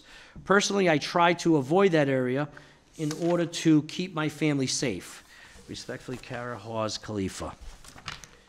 This is from fellow brother attorney, Bruce Leiter, who's retired. Inasmuch as we live off Tucker Road and must often utilize Tucker and Route 6 to get home, I point out the obvious that this intersection is always crazy and busy. Crazy busy with normal traffic. Couple that with Dunkin' Donuts plus traffic plus KFC, we are now talking about the Armageddon of traffic patterns. All of this excludes normal concerns about the abutting neighborhood. Now add the neighborhood concerns to the pot. Now when you ladle out the contents of that pot, what you've got is not digestible, not consumable, and definitely in the best interest of the town of Dartmouth. If there is any waiver required, what is the legal standard which you believe can be statutorily met, taking into consideration the immense quantity of case law which prevents the waiver? Where is the hardship running with the land? Money, question mark, money, question mark, or just money, question mark? Sincerely, Bruce Leiter. Next one is from Lynn Carter. I saw today that the town is asking for input on the corner of Tucker Road and Route 6 for a KFC. I have to ask who thinks this is a good idea. Let me start with, if you or anyone else of importance is on Facebook, check out the Dartmouth Helping Dartmouth page and see all the comments about this. If anyone ever takes a right onto Tucker Road, many times you can't because someone has blocked the entrance to Dunkin' Donuts. If you ever tried to get out of the car wash, you can't because it's blocked. Many will not let you out, as you're trying to get across 2 or 3 lanes. It would be horrendous to add in high volume traffic times. If the entrance/exit is put on Tucker Road, taking a left to go north would be impossible. If it's put on Route 6, again, impossible to get across 2 lanes or 3 lanes. The right turn lane would be blocked frequently. With so many empty buildings in Dartmouth, there are many more and much better areas for a KFC. Also, are they not going to reconfigure Route 6 anyway? So why put in a high-traffic business there now? Thank you for listening. Lynn Carter. Next one is from Sarah Labossiere. I would like to register my opposition to placing a KFC at the intersection of Tucker Road and Route 6 in Dartmouth. I live off Chase Road and find the traffic at Fons Corner to be terrible, especially traveling north through the intersection due to inconsiderate drivers traveling south and turning left. Southbound cars turning left toward Tucker Road from Fons Corner already frequently block the intersection when the next intersection at Tucker gets backed up. If this KFC is allowed to build at Tucker Road, this situation will be worse. Tucker Road and Route 6 is a ridiculous placement for a fast food restaurant. Please do not approve this placement. Sincerely, Sarah Labossiere. I think there's a common theme here, gentlemen. I am writing to let you know that we are in opposition of Kentucky Fried Chicken being located on the corner of Tucker Road and Route 6. Over the last several years, this has become an extremely busy intersection. With all of the added traffic due to the high school, the DYSA soccer fields, and Dunkin' Donuts, Tucker Road has become very congested. Oftentimes, it can be backed up from a little past White Weed Drive all the way down to the traffic light. While I believe it would be nice to have a KFC in town, I do not believe this is the correct location. Thank you for your time, Kim Peach. It's from Megan Rogers of 22 Elizabeth Street. I am writing to request this letter be read and filed in opposition to the petition of DE Foods LLC for a special permit to override the 10% coverage restriction in order to build a Kentucky Fried Chicken on the corner of State Road and Tucker Road. Aside from this intersection being a major source of traffic congestion, this land is part of the Aquifer Overlay Protection District. Protecting our natural resources in town is vital. Keeping traffic flowing and safe is also vital. Allowing this business to be built will further back up traffic in an already congested part of town and have an impact on our natural resources. I request that the Zoning Board of Appeals do not approve this special permit. If there is a formal process to register my opposition, please do let me know how to do so. I am unable to attend the ZBA meeting in person due to lack of childcare at that time. Thank you, Megan Rogers. This is from Catherine DeTerra at 1 Thistle Lane in Dartmouth. I am writing to request that my opposition to DE Foods LLC application for a special permit to place a KFC restaurant in Dartmouth be read into the official record during the meeting. The area that DE Foods is proposing for their restaurant is already exceptionally busy and has experienced numerous accidents and near accidents. In addition, that particular intersection is regularly backed up due to the timing of the traffic lights, the heavy congestion on Route 6, and the close proximity of several other food establishments and Friends Academy. There are existing buildings on Route 6 and Fons Corner Road that are currently standing empty, have parking available, and have better traffic flow. It seems to reason that DE Foods could find a better location with some planning and assistance. Signed, Christine DeTerra. No, excuse me, that's Catherine DeTerra. Yes. This is from Barbara Quinn at 848 Ophir River Road. My name is Barbara Quinn, and I've been a resident of Dartmouth for 45 years. I'm emailing you to request that my opposition to the request for KFC to locate at the corner of Route 6 and Tucker Road be officially recorded. I think it would be ridiculously impractical for the town to locate any type of business there. It's poorly engineered and way too congested there as it is. There are so many other locations that would be much more practical. Thank you, Barbara Quinn. This is from Liz Diapolo. DiPaolo, 688 Reed Road in Dartmouth. Good afternoon, and to whom this may concern at the Zoning Board of Appeals. I am writing in hopes this email can be read at the public hearing on March 23rd regarding DE Foods LLC and their request to obtain special permissions and relief to construct a fast food outlet at the corner of State Road, Route 6, and Tucker Road in Dartmouth. As it stands, the parcels in question 98, 99, and 97 reside in the Aquifer Protection District. It is my understanding that business and/or residential can only utilize 10% of any parcel that resides in the Aquifer Protection District. The request of DE Foods is to allow them to be able to use 61% of the land for their proposal. I am in opposition of this proposal due to the request to utilize excess space within the Aquifer Protection District. If the town grants a special permit, my fear lies with what other types of commerce would also be allowed to do so in the future, which endangers the integrity of the protection district. Historically, there There has been inconsistencies with the Dartmouth Town water quality, which has yielded increased costs for betterment systems to residents in town in an attempt to improve the conditions. If the aquifer protection overlay is compromised or continues to be not protected, then future and more compounded issues could arise with an already sensitive drinking water status in town. If relief is granted to DE Foods LLC for a special permit, then there should be surveying completed by the Conservation Commission to ensure that a stormwater management plan with artificial recharging of roof water can in fact meet the provisions of the Dartmouth Conservation Commission, as this would be required for DE Foods LLC to move forward. Thank you, Liz DiPaolo. I would like the ZBA, and this is from Janet Kawa at 30 Longview Drive. I would like the ZBA to know that I am opposed to any business being built on the corner of Tucker Road and State Road until the traffic issue is addressed. As a resident of the Smith Mills area, I spend too much time sitting at traffic lights in that area due to poor traffic and design. Thank you, Janet Cowell. And this is from Robin De La Fuente, Dartmouth Town resident. I am writing in regards to my opposition to the new KFC being proposed. The traffic that already exists at such a busy location can presumably only be made worse. Further congesting State Road will only create added problems to an already problematic area. I would ask the town to greatly reconsider allowing KFC to build. This eatery will not benefit. This eatery will not benefit our community. Thank you for your time. Dear board members, this is from Marcia and Gerald Fosser of 15 Diamond Court. As residents of Dartmouth for more than 35 years, we have watched traffic on Route 6 and Tucker Road become more and more dangerous. The possibility of adding a KFC to the intersection will only increase the difficulty of traffic in that area. Please reject the plan for a special permit. And the last one is from Steve Brown on behalf of the Brown family at 8 Henry Street.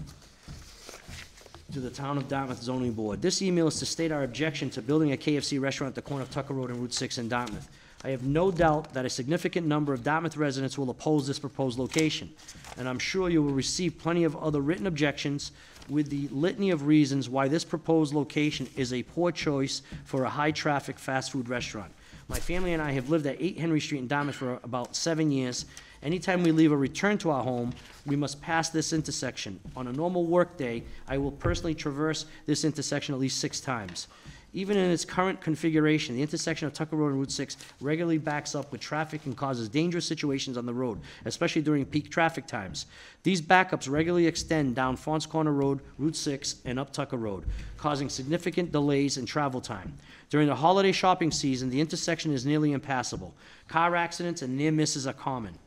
In addition to that, drivers passing through these areas regularly ignore right-of-way, willfully block the intersection at both Fons Corner Road and Tucker Road, and travel in the breakdown lane up Route 6 to Tucker.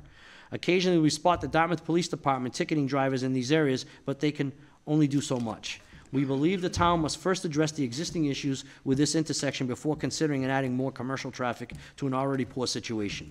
There are several other vacant restaurant locations in the general vicinity of the proposed location that are much more suited to an influx of additional motorists, including 1, the old Pier 1 Imports building in the Dartmouth Mall complex, less than 1 mile away from the proposed location. 2, the old Papagino's building on Route 6, also less than 1 mile from the proposed location with multiple lanes of egress. 3, the old Buster's Sports Bar location, again, less than 1 mile from the proposed location with a one-way exit onto Route 6 after the traffic-causing intersection.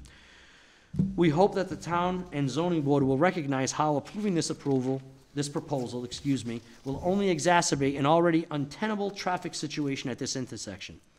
At a minimum, we believe that the town should authorize a traffic study at the expense of KFC to better understand and analyze the current situation before proceeding with a decision to allow this restaurant to be built. Best regards, Steve Brown. All right, Michelle, are there any other that I failed to read? No, got them all. I got them all. Gentlemen? Anything else you think I've missed that need to be commented at this point in time? So before we start with any public comment, I just want to set out that we will proceed until 9 o'clock. At 9 o'clock, we'll end this and we'll have to continue if we're not done. If we are done, that'd be great, but I don't expect that to happen this evening. All of us, we do have lives, and we do this on a basically for the betterment of our community, if you will, right? We're doing this because we feel we need to contribute back to our community, and I think 9 o'clock would be an appropriate time for us to end. All right. So at this point in time, I guess I'm going to call upon the petitioner or their representative to put forth their request. Mr. Manning again. Hopefully you're not sick of my Oh. voice by now, but Richard Manning, representing DEF Foods LLC. I have with me tonight Dan Whitney, who's sitting right over here, is representative from DE Foods. Also sitting in the front with the laptop is Nicole Duquette from Greenman Peterson Inc., the engineers for the project. And right behind her is Rebecca Brown, also from Greenman Peterson Inc. You hopefully have a copy of the memorandum that I submitted prior to this with details of the petition and documents related to it. I don't want to beleaguer every point in there, but let me give you a brief overview. As you can see from the graphics up on the screen, the property actually consists of 3 parcels. They're identified as 263, 265, and 267 State Road. They are located on the southwest corner of State Road and Tucker Road. To the east of this property, across Tucker Road, is a Dunkin' Donuts. To the north, on the same side as the property, is a nice and clean car wash, and then another business, and then I believe a gas station at the corner. To the north, across the street, is the former state police barracks diagonally across, and then almost directly across, I believe it's the New York Bagel. And of course, west of the property is the Dartmouth Mall and all the attendant businesses in the area. The property is located in the general business district. It has 190 feet of frontage on State Road and 130 feet of frontage on Tucker Road. It consists of 37,671 square feet. 2 of the lots have been owned by the Sylvia family since 1984, with the middle lot, 265 State Road, being purchased by the Sylvia family in 2005. 263 State Road, which is the corner lot, has a rundown 2-story wooden building, located extremely close to the corner of State and Tucker Road, as well as a freestanding sign for the last commercial occupant, which, as you can tell from the sign, was Help You Sell. The Help You Sell franchise, which occupied that building, closed approximately 10 years ago. Their sign remains both on the building and on the freestanding sign, and the building has slowly been deteriorated. It is our understanding the Sylvia family has used the first floor of the building for some office space in the past few years. 265 State Road, which is the middle lot, is located immediately west of 263. This lot is vacant, with no known use having been made of the same for over 25 years. Prior to that, it was owned by the Dartmouth Monthly Meeting of Friends, a religious society that owned it for over 150 years.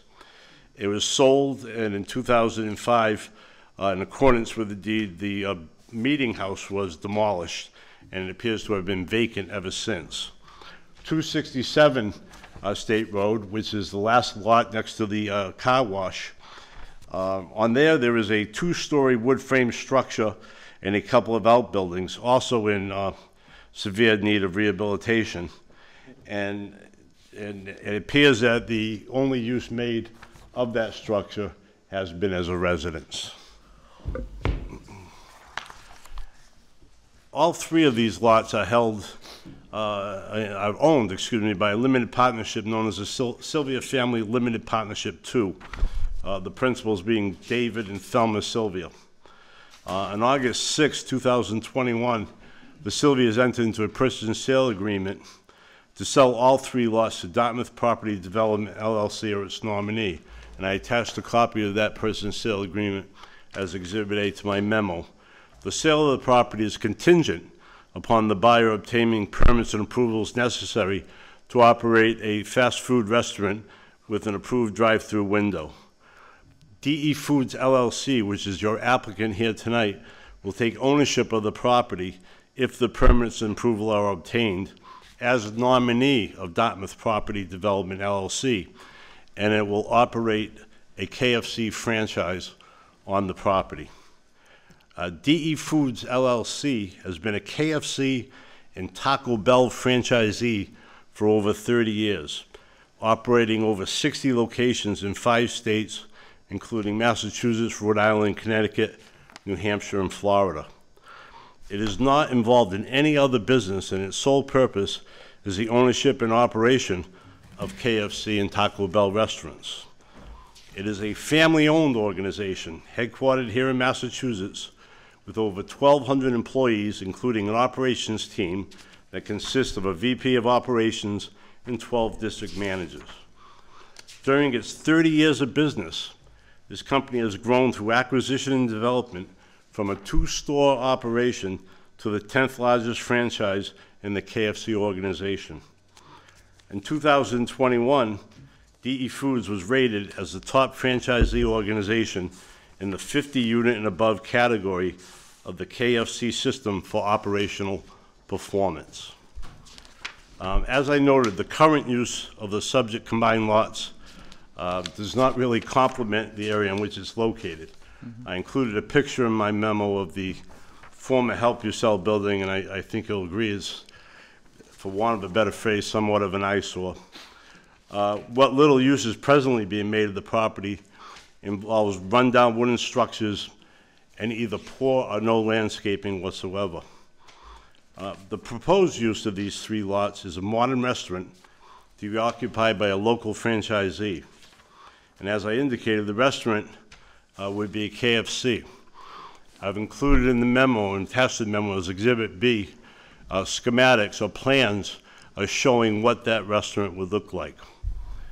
Up on the screen, you have an overview or a site plan of what the ultimate end product would look like. You see the restaurant itself located somewhat in the center of the lot. What are called stacking lanes, or as old school people like me call the drive-through, would be located on the west and the south side of the building, or the rear of the building.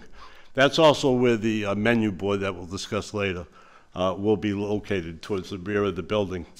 You also see the green areas and the green circles being the landscaping and trees that'll be planted to shield some of the property, especially towards the rear, to obscure the stacking lanes from neighbors to the west and the south. I don't think I have to go into describing KFC and Colonel Sanders is. I think you're all aware of it. They specialize in fried chicken, in case you don't know. So it's actually the world's 2nd largest restaurant chain measured by sales after McDonald's, with 22,621 locations globally in 150 countries as of December 2019. It was founded by Colonel Howland Sanders, and obviously has grown immensely in the many years since. So the reason we're here tonight, the relief we're requesting, let me first address the variance. And when I say variance, it actually consists of 5 variances. In Mr. Bragger's letter, he details the variances we needed. A lot of them struck me as more planning board issues in regards to the size of menu boards, height, et cetera. But I think to be expeditious, Mr. Bragger put it all within the rejection letter, so we're requesting all of it under the 1 variance application. The first variance is regards to the lot size. Your minimum lot size in the general business district is 43,560 feet. We're a little under 6,000 feet short of that at 37,671. The Article 375-24.3 requires the stacking lanes, or as I call it, drive-through, to be a minimum of 60 feet from the public street. So it'd have to be 60 feet from Route 6 to the beginning of the stacking lanes, and it would have to be accommodate 10 cars. What you can see from our design is they're going to actually do a double stacking lane till you get to the menu board, which merges into 1. I know just recently drove by the McDonald's on Dartmouth, has a similar type thing, and I think the Dunkin' Donuts on, Fons Corner, thank you. I should know Fons Corner Road after the last hearing. Utilizes a similar thing to get congestion into the lanes and away from the streets. So the stacking lanes will actually accommodate 12 cars, but it'll only be 48.9 feet from the road instead of 60. 375-24.3 limits the menu board, which you can see located at about the island in the stacking lanes. It limits the square footage of the menu board to 30 square feet with a maximum height of 6 feet. The proposed menu board, excuse me, would be 36.5 square feet with a height of 7.5 feet. Lastly, 3725.14 limits a wall sign to 32 square feet. The proposed wall sign, which consists of the KFC logo and will be located on the east exterior portion of the building, would be 35.3 feet, square feet in size. I will address this separately at the end, but as you indicated, we also have to seek a special permit since we're located in Zone 3 of the Aquifer Protection District. The current structures and accessory buildings on the property right now renders 22.7% of the property is covered with impervious materials. Pursuant to 375-28.5 B8, lot coverage in this zone is limited to 10%. So the existing structures exceed it more than double what's permitted. We are seeking, after demolishing those structures and constructing in accordance with what you see there, that it would be approximately 61% of impervious materials on the lot. Addressing the variance, the construction of the proposed KFC would eliminate 2 antiquated buildings in dire need of repair, and combining the use of the middle lot would turn a slightly blighted area into conformity with the surrounding area. Not only will this construction improve the aesthetics of the property, but it'll provide additional dining options to local residents, provide jobs, increase the tax revenues currently generated by this property. Due to the size of these lots, each one separately obviously is substantially undersized for any approved use in the general business. You can't conduct any business separately on either one of those 3 lots unless you have a grandfathered use, which would involve a rehab of the Help Yourself building and conversion of the residence, and there's no use that could be made of the middle lot. It's undersized. Due to the existence of adjacent properties, combining these 3 lots creates the only avenue for development consistent with the zoning district in which they're located.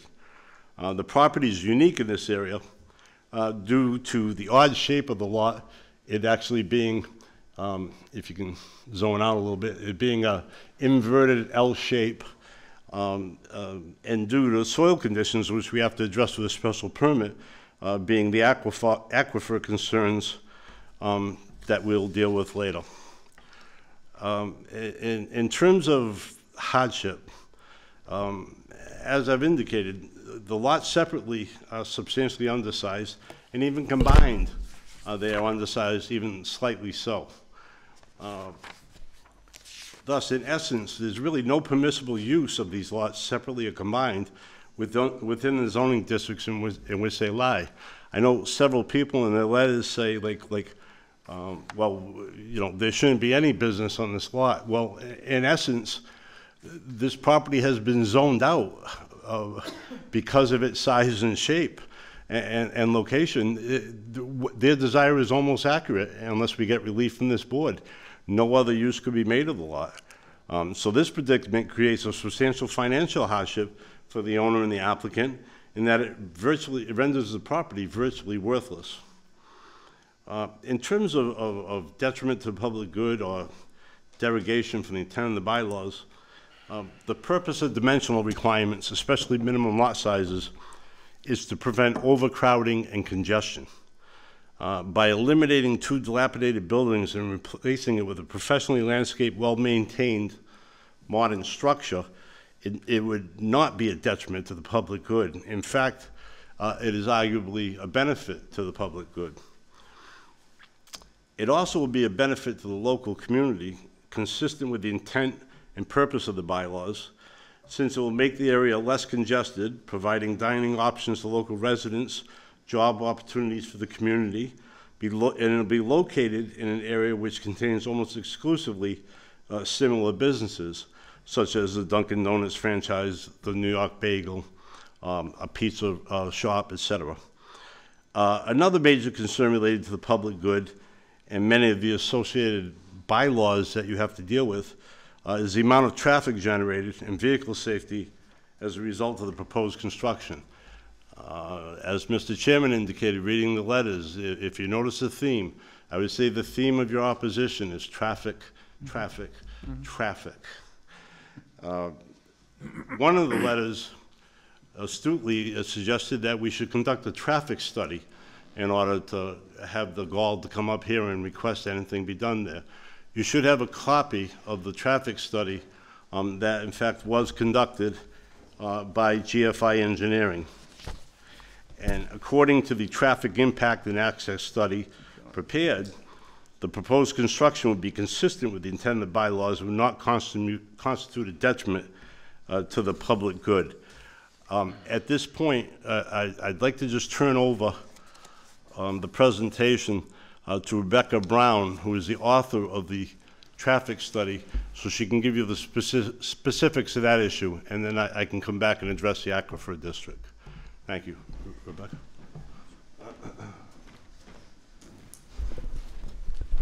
Thank you very much. My name is Rebecca Brown with Greenman Peterson. We're located in Wilmington, Massachusetts. And as was suggested by one of the abutters, that we should conduct a traffic impact and access study to evaluate this intersection. So GPI has actually done that, and it should have been provided to the board as part of this application. In conducting that traffic study, we did look at the intersection of Route 6 and Tucker Road that many of the comments were talking about, that suggested that there was a high volume of congestion and queues that were extending through that intersection. We did some traffic counts back in November of 2021 at those locations, as well as at the driveway to the Dunkin' Donuts, where our driveway is going to be located almost directly across from it. And we did those counts during the weekday morning peak period from about 7 in the morning till 9 in the morning, the weekday evening from 4 to 6 p.m., and the Saturday midday time period from 11 a.m. to 2 p.m. So that we're really looking at all the time periods when traffic on the roadway is peaking, as well as the time periods when our own traffic would likely be peaking. And then we adjusted those to account for some reductions in traffic volumes that are currently occurring due to COVID-19, or were back in November anyway, based on some historic traffic counts available in the area. So we grew traffic volumes up by about 5% to account for that COVID variation as well. And then we also grew them up by 3% to account for the seasonal variation, with November being a slightly lower than average month.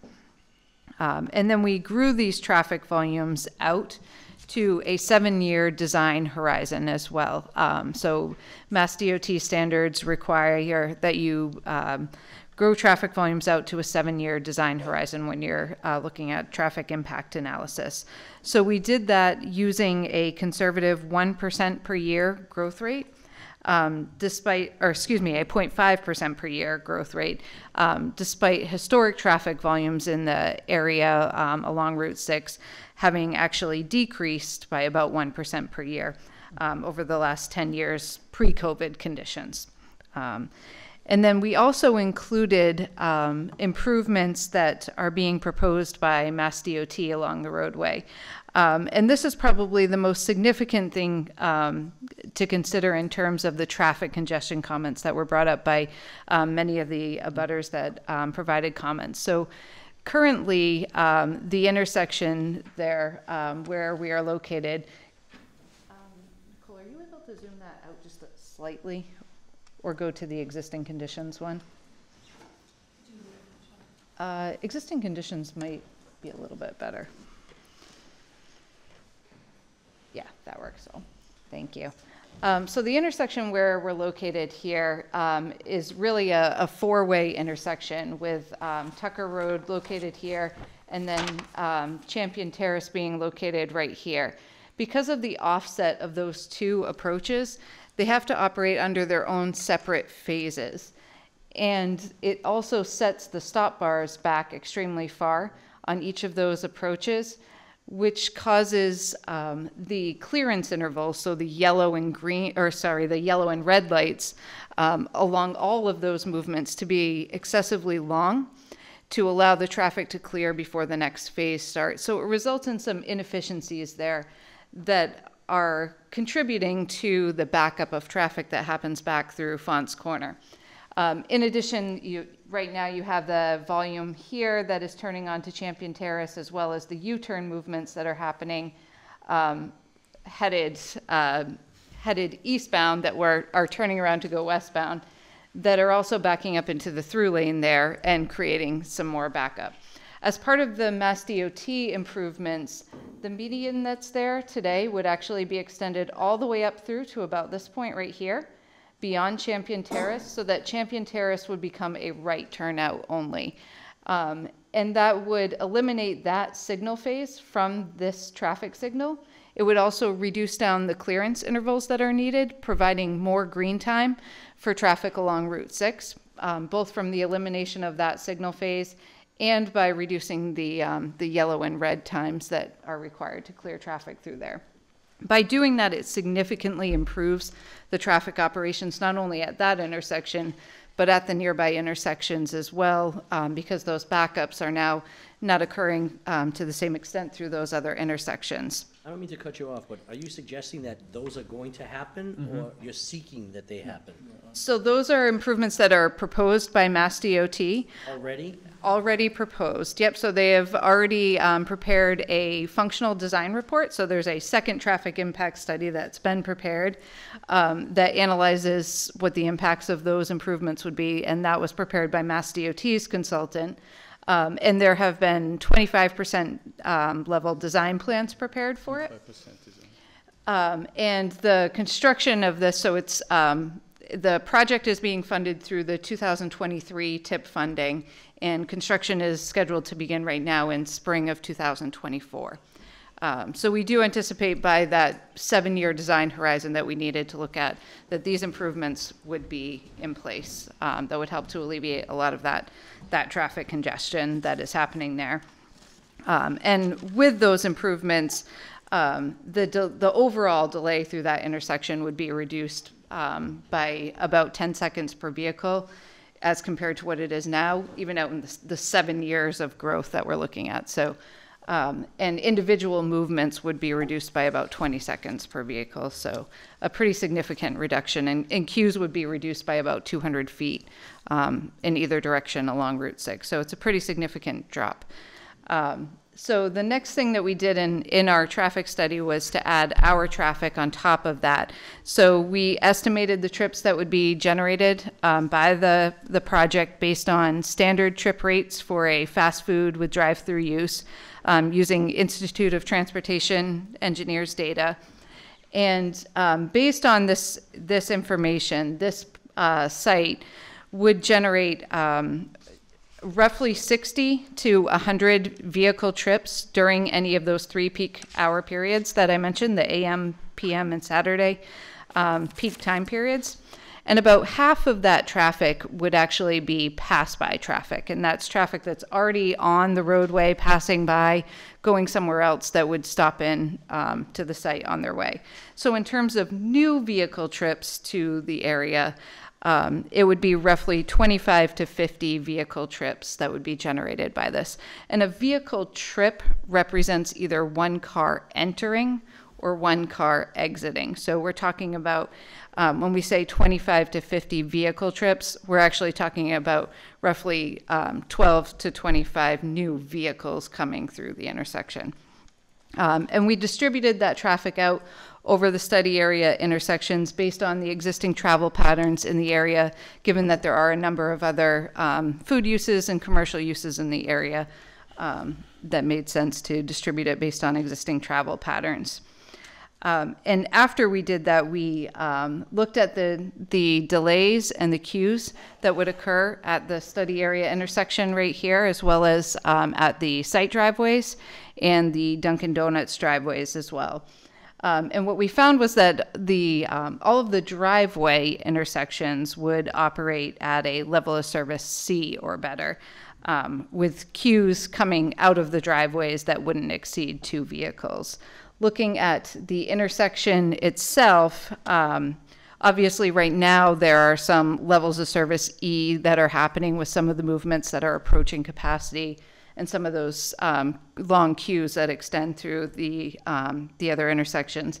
As I mentioned, though, with the DOT improvements out in the 2028 no-build condition, that's going to be significantly improved with reductions in delay and bringing everything back to levels of service D or better, with the exception of during the Saturday midday time period.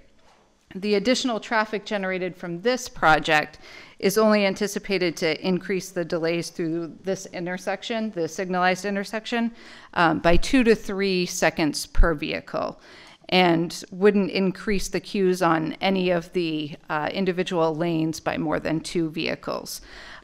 So it would have a very minimal impact on the intersection. And the only movement that is anticipated in that 2028 build condition right now to operate above a level of service E would be the westbound left turn and U-turn movement during the Saturday. And again, that was based on the timings that were included in Mass DOT's functional design report at the 25% design level. So we do anticipate that as the design of that progresses, those signal timings will get tweaked a little bit.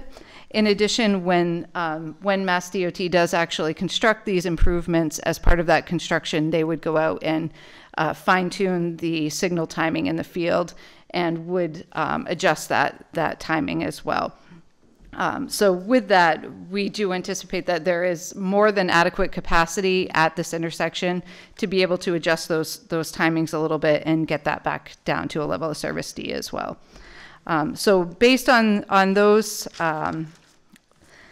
that analysis that we conducted within the traffic study, we found that this project would have an insignificant impact on the operations of the study area intersection and not result in any detrimental impacts to traffic congestion in the area.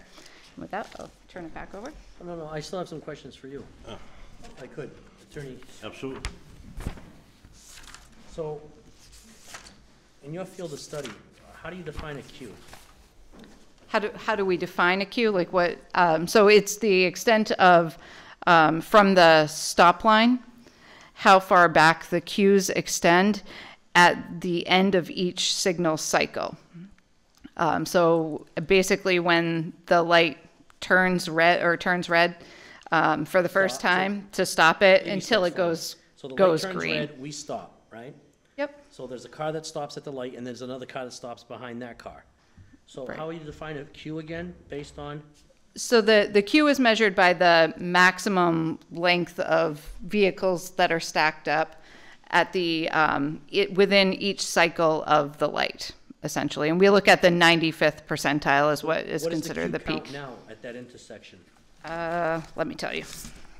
Don't know that off the top of my head, but I can get that for you. So is there a particular movement?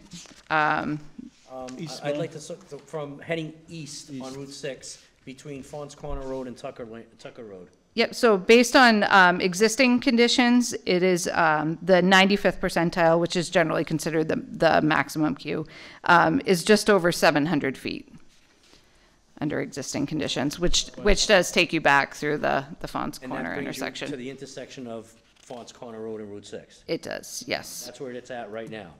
Yep. And with the improvements from DOT and additional traffic generated by this project, that would be reduced down to just over 600 feet during that PM peak hour. And that's the one that has the longest queue. That's why I gave you that one. You also stated that there would be an increase of 12 to 25 because you really count half because it's entrance and exit onto the premise is a queue. So you count half pretty much, right? The number? No, that's the vehicle trip. Those are vehicles, vehicle not trips. queues. Okay, vehicle, Yep. that's what I should say, vehicle Yeah, trips. vehicle trips. Now, is that over, how long of a time span is that? That's over a 1 hour time period. 1 So hour. in any of those peak hours that we looked at, yep. So when you count 25 cars, that means there would be 25 coming in and 25 leaving within that 50 1 hour span. vehicle It'd be 50. trips. No, that's it. Well, she counts Yeah, so 50 vehicle trips would be 25 cars in. coming in, getting their food, and then going back out again within a 1 hour period. Yep. So you count it as 50 trips, but it's really 25 cars. Cars, correct. Okay. Yep. Well, it's a unique science. Mm-hmm. Thank you. Yep, no problem. And I'm going to add my 2 cents with the unscientific take on the traffic issue.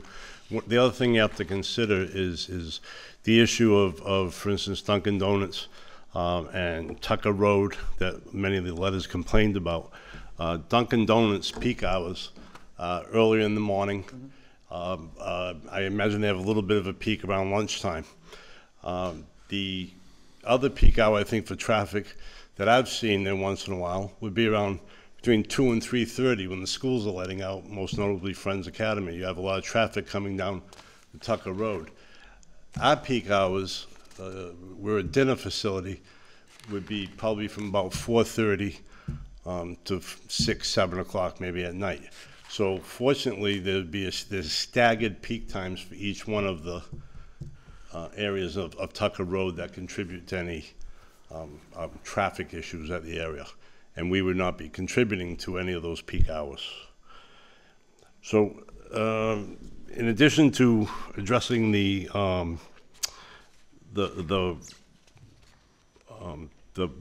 traffic concerns, we also have to look at the detriment and the good of each variance.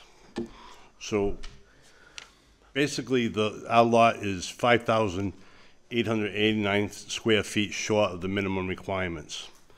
The engineer that designed the project, who is here, has already downsized both the building and the parking lot twice in response to meetings with the town's technical review committee to lessen the impact on the parcel. She brought the design of the building to, made it smaller in order to bring the parking lot size down smaller as well. The grounds of the parcel are designed to be as aesthetically pleasing as possible with extensive landscaping plan, which buffers the property from the street and from neighbors while maintaining a safe means of ingress and egress from the property.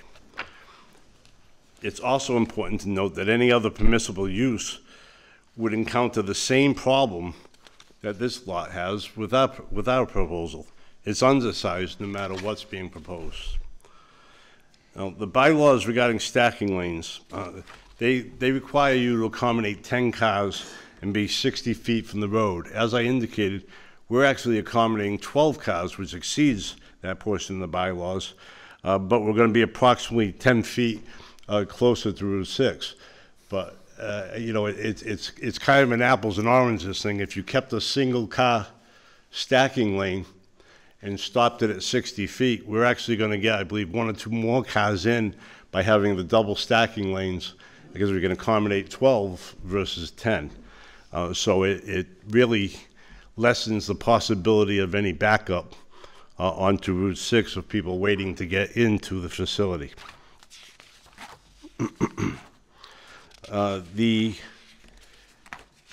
As a KFC franchisee, obviously, if you're not familiar with franchises, as part of your franchise agreement, there are certain things that you must comply with. You can't be a rogue franchisee. You have to have your facilities decorated the way that they're mandated, et cetera. That's why all the McDonald's look alike and all the KFCs look alike and all the fast food chains. So there are specific requirements for different aspects of the design of the building. Two of the separate of the requested variances relate to the menu board. The menu board is the standard menu board required under the KFC franchise agreement. The bylaw limits it to 30 square feet and a height of 6 feet.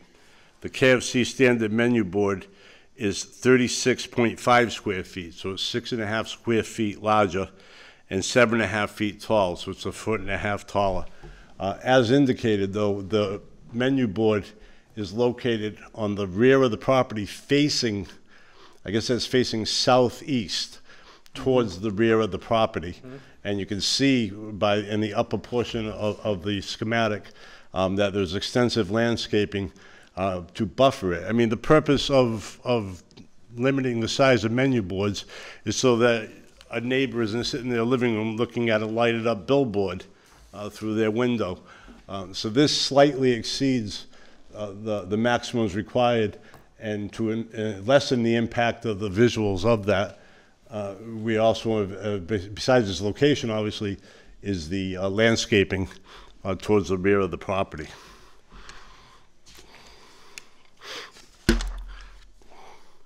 The last variance sought concerns the KFC logo sign. Again, the logo signs are standard signs required as part of the design of the building. It's actually located to your left, which is right on that would be the east side of the building, facing towards Tucker Road. The logo actually consists of a headshot of Colonel Sanders with the company red and white colored background. The sign is limited by the bylaws to be 32 square feet. This is 35.3. The sign is on the other side, Attorney, right? Is it on the east wall? There is a actual KFC on the logo. East approach, I believe. If you look at the schematics, Nobody wants to know where it is, the location. I think it's on the other side. no, it's on, yeah, it's on the, it would be on the, that's the east side, basically on the east facing side of the Dunkin' building? Donuts. Oh, okay. Okay. There is another logo sign on the north side, but it just says KFC and it's located up higher. Oh, I If you look thought at the plans. The one you're seeking the variance for. This one Oh, looks like okay, this. okay. No, Colonel yeah. Sanders. The one at the colonel's head. Okay. We don't want to cut off part of his head, so we're trying to keep it, about the size it comes with. So it'll be about 5.3 square feet larger than was permitted. That said, the other thing we need to discuss is the special permit for the Aquifer District. And at this point, I'm going to step aside again, and I'll come and wrap it up, but I'll introduce Nicole Duquette, also from GPI, who's going to address the special permit for the aquifer.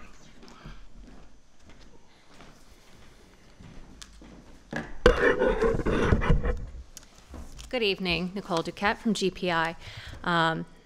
So I want to talk about stormwater. First of all, this isn't an ordinary ZBA application, variance special permit application for us. Typically, you're probably aware, used to it, we're coming here with plans, with no traffic study, no stormwater report. We met with the staff earlier on this process a few months ago, and it was recommended that we come to the ZBA with both a traffic study and a stormwater report because the staff felt that those were areas of concern that you would want addressed. So the applicant has spent a significant amount of money to have us fully engineer the site so that we could come before you with a fully engineered site, including drainage, including landscaping, including traffic. So we're a little bit further along than we typically are at this point in time.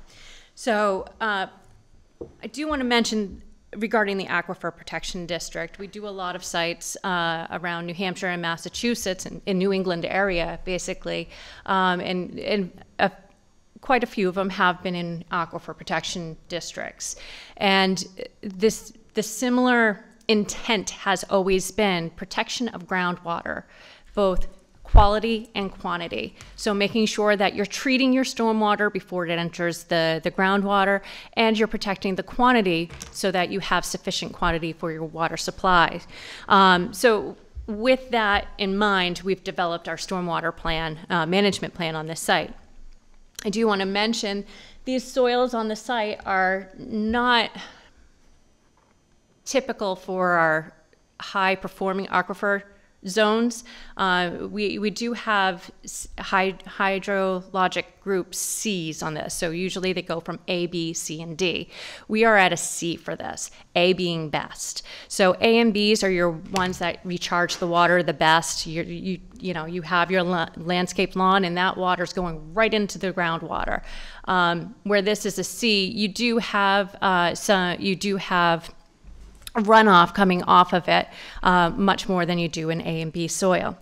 So what we did is, even though these are C soils, we took all of the stormwater that's landing on the pavement and putting it into infiltration systems. So right now we have, and I'm gonna skip to this page here. So you're infiltrating the 100-year storm? We're infiltrating, yes, we're infiltrating the 100-year storm on this property. With the overflow to the... With an overflow. So, and I do have the chart, the stormwater report, so I can show you the chart on the decrease. I don't have the stormwater report, but I'm sure you will need to submit that to the DPW or engineering. But in the 100-year storm, we're reducing the flow rates off the site by, I think it was 2 CFS. So not only we're adding pavement, but our stormwater management plan is decreasing the water by 2 CFS, and 2 CFS is a significant amount of water. So what our stormwater management plan consists of is we have our pre-treatment with our deep sump catch basins, and that you hear a lot of with our oil water separator hoods. We have First Defense hydrodynamic. We'll just start with this one. So I didn't see that. Do you have a VORT sentry or? We have a First Defense. Okay. So it's a pre-treatment unit. It's not a treatment. So we have our First Defense unit, which is in this manhole here, which is a hydrodynamic oil water separator.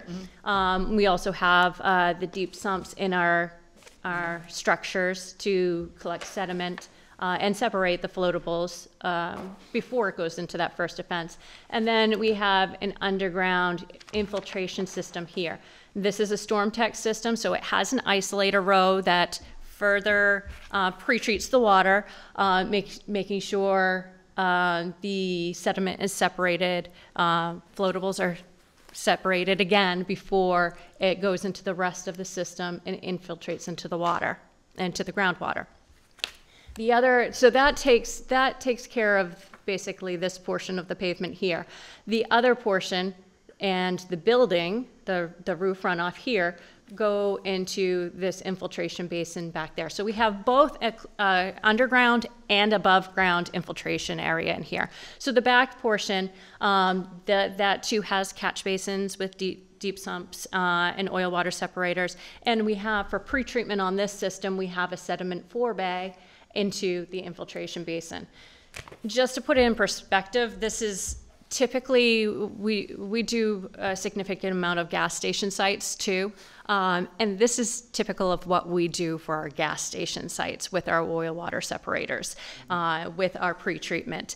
So we have, the applicant has let us go above and beyond with our stormwater treatment on this site.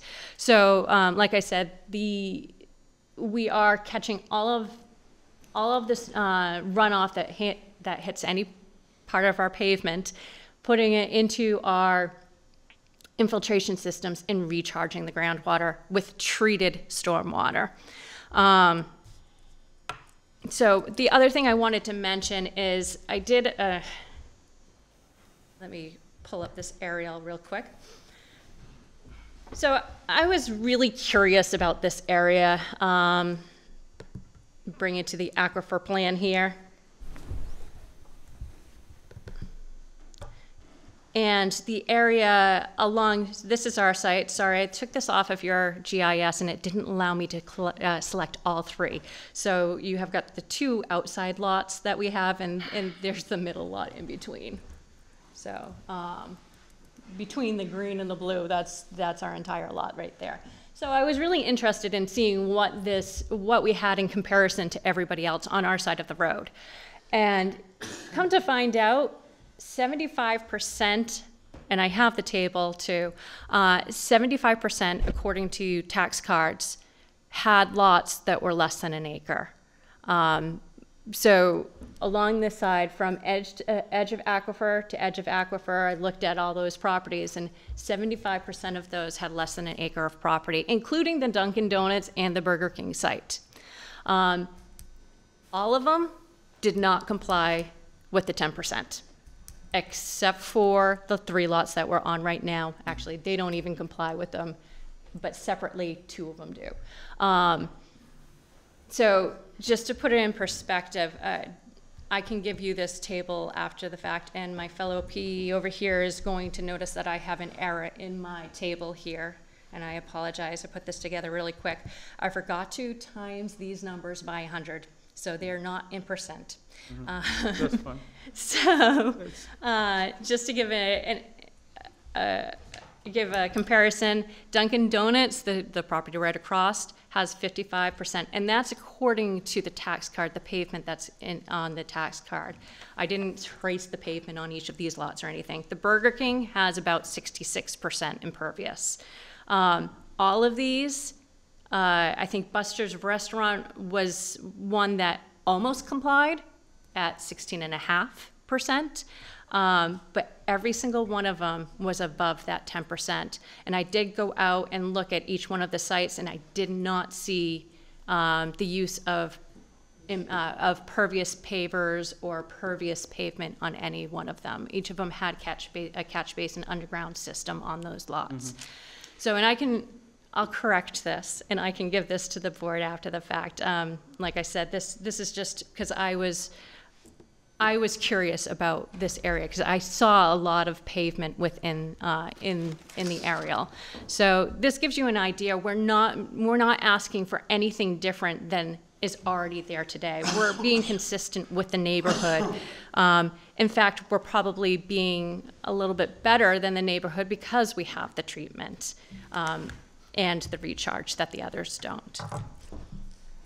Just a quick question, Nicole. I'm sure you addressed the standards, the 10 standards for stormwater with the DEP. Correct. So that's the in TSS report. removal and the recharge amount. I'd like to get a copy of the stormwater report because I agree. I mean, I'm in exactly this type of business. I'm done work all over New England, and this is exactly every time, every week I'm in front of a different board and different community in Massachusetts. So, if I may, Mr. Chair? Absolutely. I heard the traffic. I understand traffic. A lot of my fellows here don't understand, and as I don't understand legal stuff either. The stormwater, we'll take a look at it. Again, this has to be reviewed by DPW or engineering. All the request attorney Mannings, they have to do with dimensional relief. You're not here for use. I just want to make sure that people understand this use is allowed. And the KFC is an allowed use as of right in the district, in the general business. They're not asking for a use variance for the use. The drive-through is allowed. There's a couple of things that we need to look at. I'm not sure in terms of the first variance that you're asking for. Is it because you're changing the lot lines or you're merging the... Yeah, I wanted to ask him about that. Why are you asking for a variance? This is an existing non-conforming lot that was created prior to 1978 or 1979. We're combining 3 lots. First of all, we're combining 3 lots. Oh, is that why you're asking for a variance? Well, we're combining 3 lots, plus if it was an existing non-conforming use, you can ask for a change of use of a nonconformity if the use has been less than 2 years that it ceased being used. But that's not what you're asking for here. 'Cause- No. you're not asking for this. But we're- here's, I think is, and I think we're trying to follow where it is, and maybe it's I think we had the brief conversation. I think the building inspector took the position that this is an undersized lot. And I'm not certain if that's accurate, because, and I'm not certain that I'm right on this either. And zoning is very tricky, as you well know. But I look at this as 3 separate, pre-existing non-conforming lots. And you're making it more And then conforming. you're making it more conforming by merging them, in essence. So they, each one in and of themselves would be buildable for a certain use. You may need dimensional setback variances. Except for the each middle lot. The middle lot's Here- vacant. Here, you're actually making each individual lot, by merging them, more compliant. So I don't know whether or not, and I might have to look into this a little bit, but I don't know if you need a variance Because for I the don't lot remember, size. I don't remember seeing that before. If you have an existing non-conforming lot, Right. and you modify it or you change the use, you don't need a variance, you're already grandfathered. If you have a non-conforming built structure on a lot, and you modify it, if you stay within the footprint of the existing structure, you do not need a variance. That's But- not, okay, that's for the structure itself, Right. not the lot, which, That would be for No, setback. I agree. I agree with Mr. Manning on this one. It's because it is an existing structure there on that one lot. Right. That structure would have to be, the lot, the 1970, the date that you're given pertains to the lot. You have a structure on it. So now you're merging 3, but that one lot, because of that structure, merging them still makes it a small lot, because you have one lot carved out with a structure on it. And that's how I interpret it okay. also. So if there were three separate lots, and they're under 3 separate ownership, and you raise one of the structure, and you put in a commercial, you have to comply with the design standards, but you don't need a variance on the lot area, correct? Well, no, because the bylaw is very clear what the minimums are. I believe you would have to still meet. All right, the well, lot size. I mean, we'll look into it, A but- very simple example is on the corner lot where the Help Yourself building is. If we were talking just about the corner lot, okay, we could rehabilitate that, someone could rehabilitate that building as long as they stay within the footprint of the existing building. If they knocked it down and wanted to put a new structure, they have to comply with zoning. You do. Mr. Braga would. You are correct, Right. but you don't have to, you don't need a variance for the 43,560, that's what I'm saying. Sure, because it's an undersized lot. If you raise the structure, if you knock down the structure, it's like you have a vacant lot, and each one of those lots is undersized. All If right. I went to Mr. Braga for a building permit and said, hey, I knocked down Help Yourself, and I want to put up a Quickie Mart, he's going to look at me and say, you need a variance, so your lot's undersized, right? Okay. Because of the reason. I'm following the argument, but I don't know if I necessarily agree with it. But Because, Mr. Chair, if they had the one lot, and by right, that one lot, they could extend, zoning, our bylaws taught they could extend those walls as long as they meet the setbacks, correct? That's right. No, So- they need a variance That's right. on a setback. Right, but that structure, they can extend the walls, and they can do that, build it in that footprint, they can do whatever they choose. But that makes that one lot. That structure is what really is setting apart for those 3 lots, for the lot size. Okay.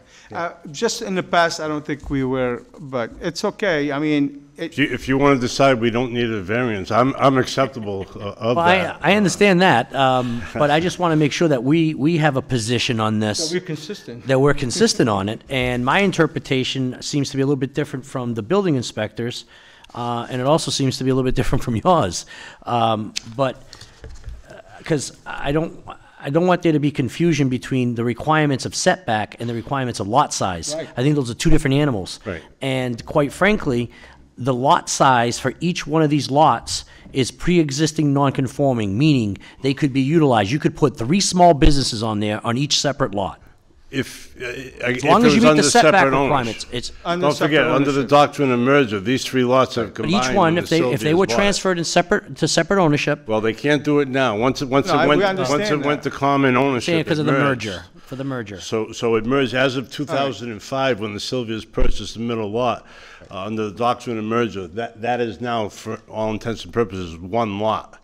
So if we're going to do anything on that lot, new construction, I agree with Mr. Braga, and we very rarely agree. I agree with him that you have Don't agree very often, but on this one we do. Okay,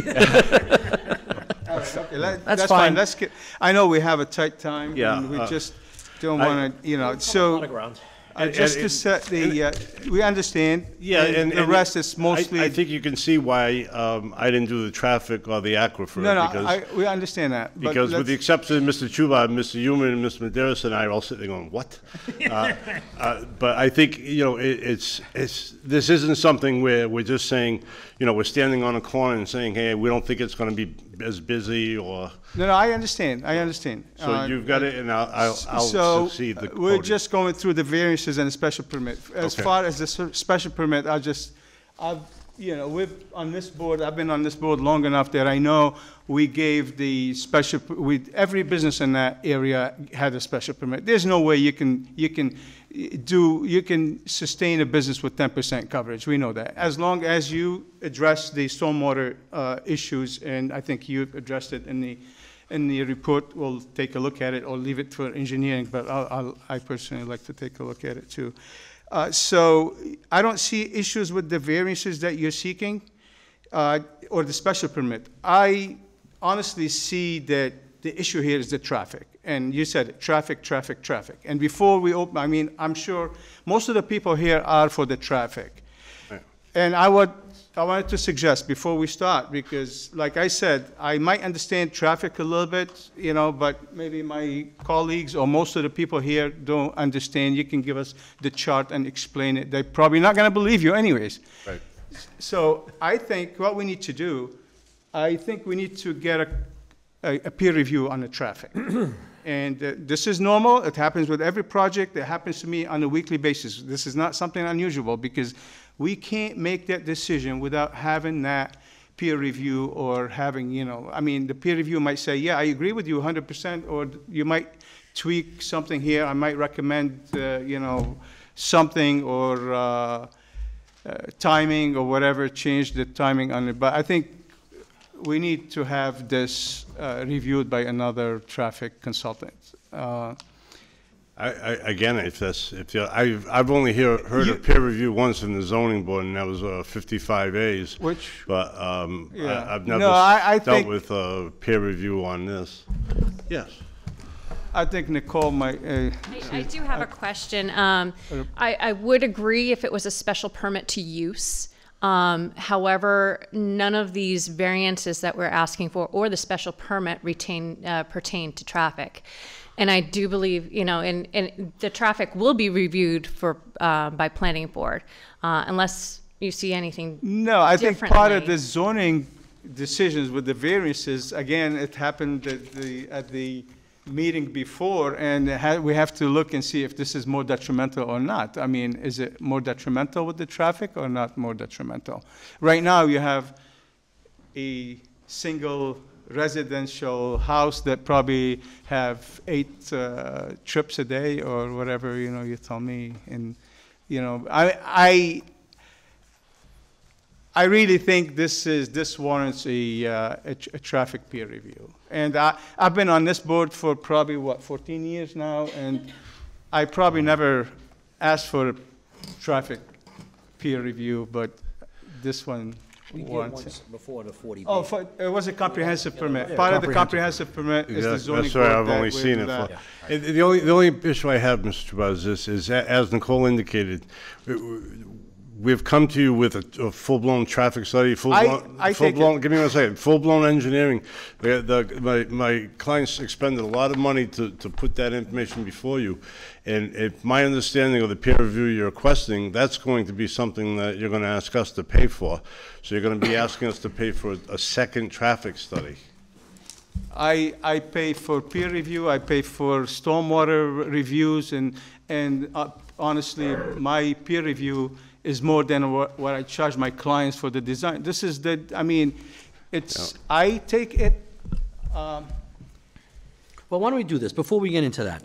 why don't we, I think he's pretty much done with his presentation, am I wrong? Yes, All right. yes. Let's open it up to some public comment, let's see what these people have to say, and then if they, maybe they're able to answer some of the questions, if they are, and I'm not saying I don't agree with you, No, that I it may mean, be, it might be something we can consider, but at the very least, let's hear from the audience, see what their concerns are, and whether or not they can be addressed by the engineers that are here tonight.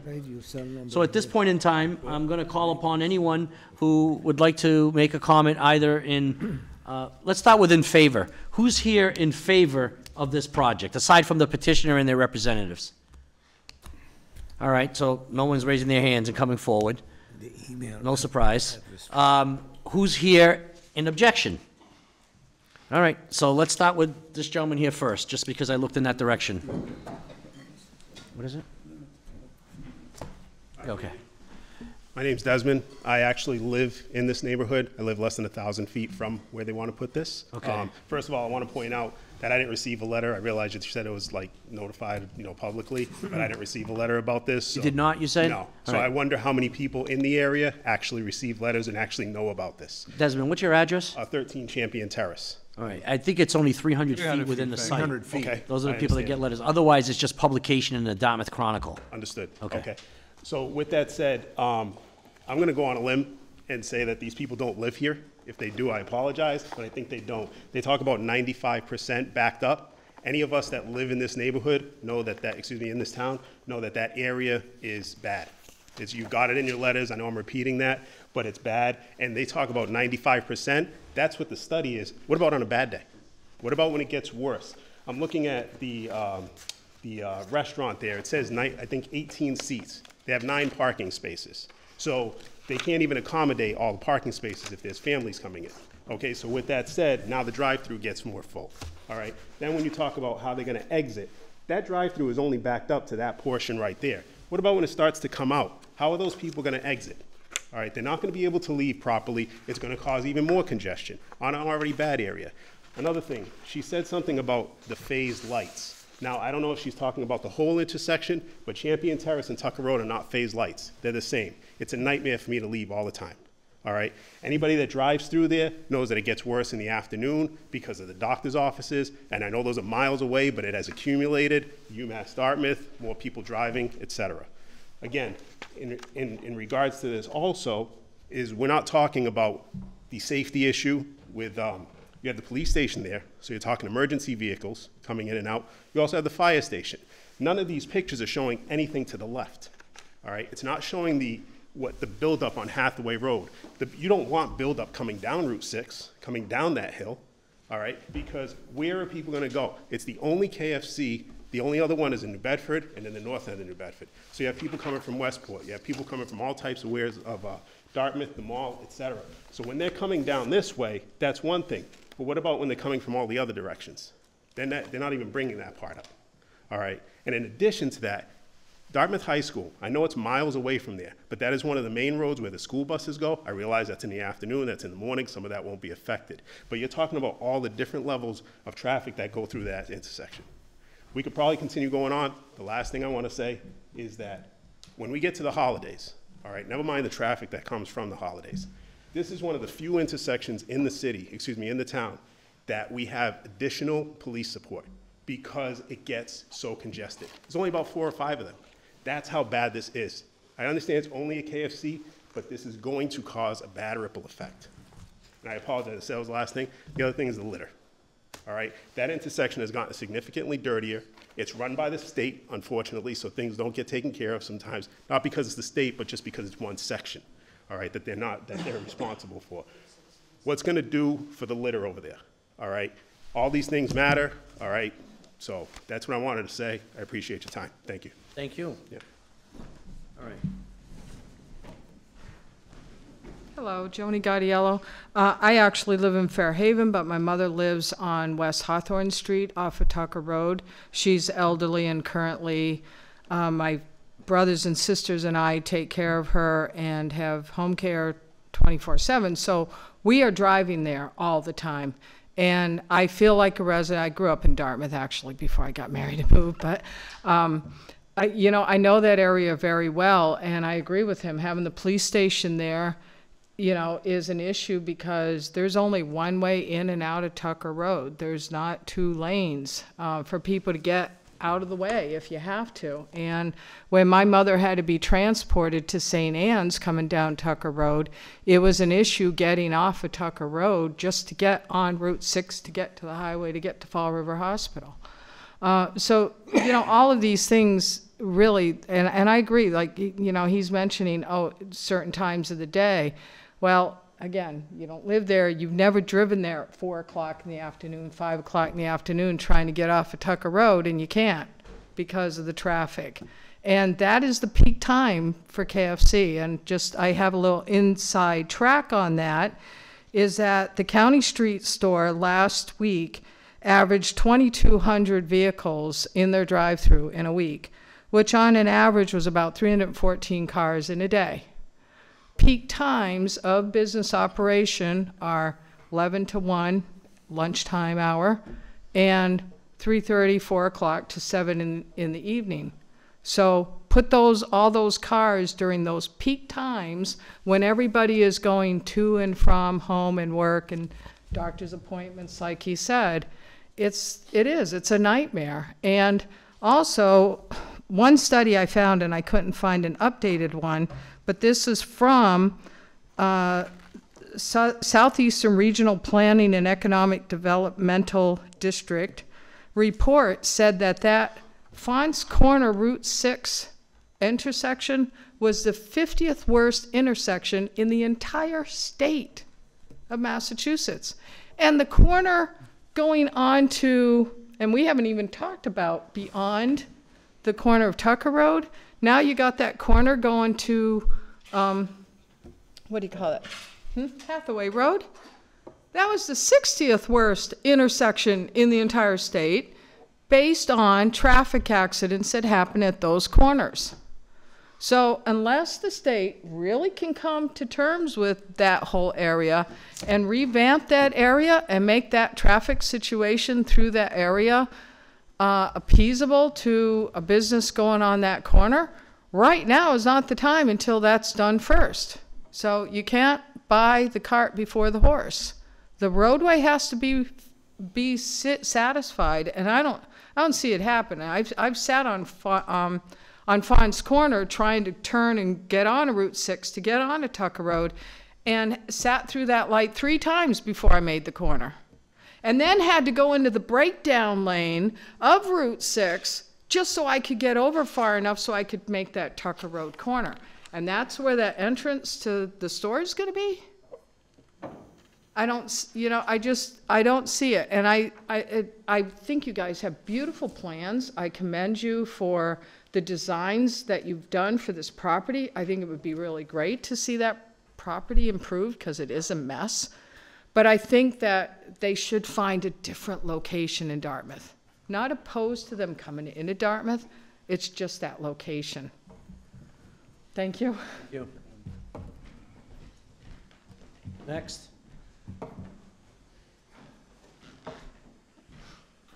Jim Costa, Old Westport Road. I have 4 questions. When the attorney started talking about this, he mentioned the existing impervious materials on the existing lots. And I thought it was kind of high because I thought the Help You Sell was cobblestone and gravel. The Quaker Meeting House lot is all grass, and the third lot was, I thought, dirt. So I don't know what impervious materials are on those 3 lots. That was my first question. Second question is, on that drawing on the board there where it says Tucker Road, I've seen utility trucks parked at the southeast corner of that lot. I think they've got a piece of equipment there that they park and Help You Sell to dig whatever they're working on. I don't know, is that pole going to be moved to get that equipment out of there so they don't block the intersection? So you can pose the questions to me and then we'll pose them to them. I'm just looking at the drawing. I see. Not directing it to them. And the previous neighbor mentioned fire trucks, ambulance, and school buses. I know that, I don't know if that's in the traffic study, but I know when the fire trucks roll out of there, they hit the button or whatever and they freeze that whole intersection. I don't know what effects that's going to have on their operations there. And in the drawing there, the retention pond, is that something maintained by the town, or who's going to be cleaning up in the parking lot there?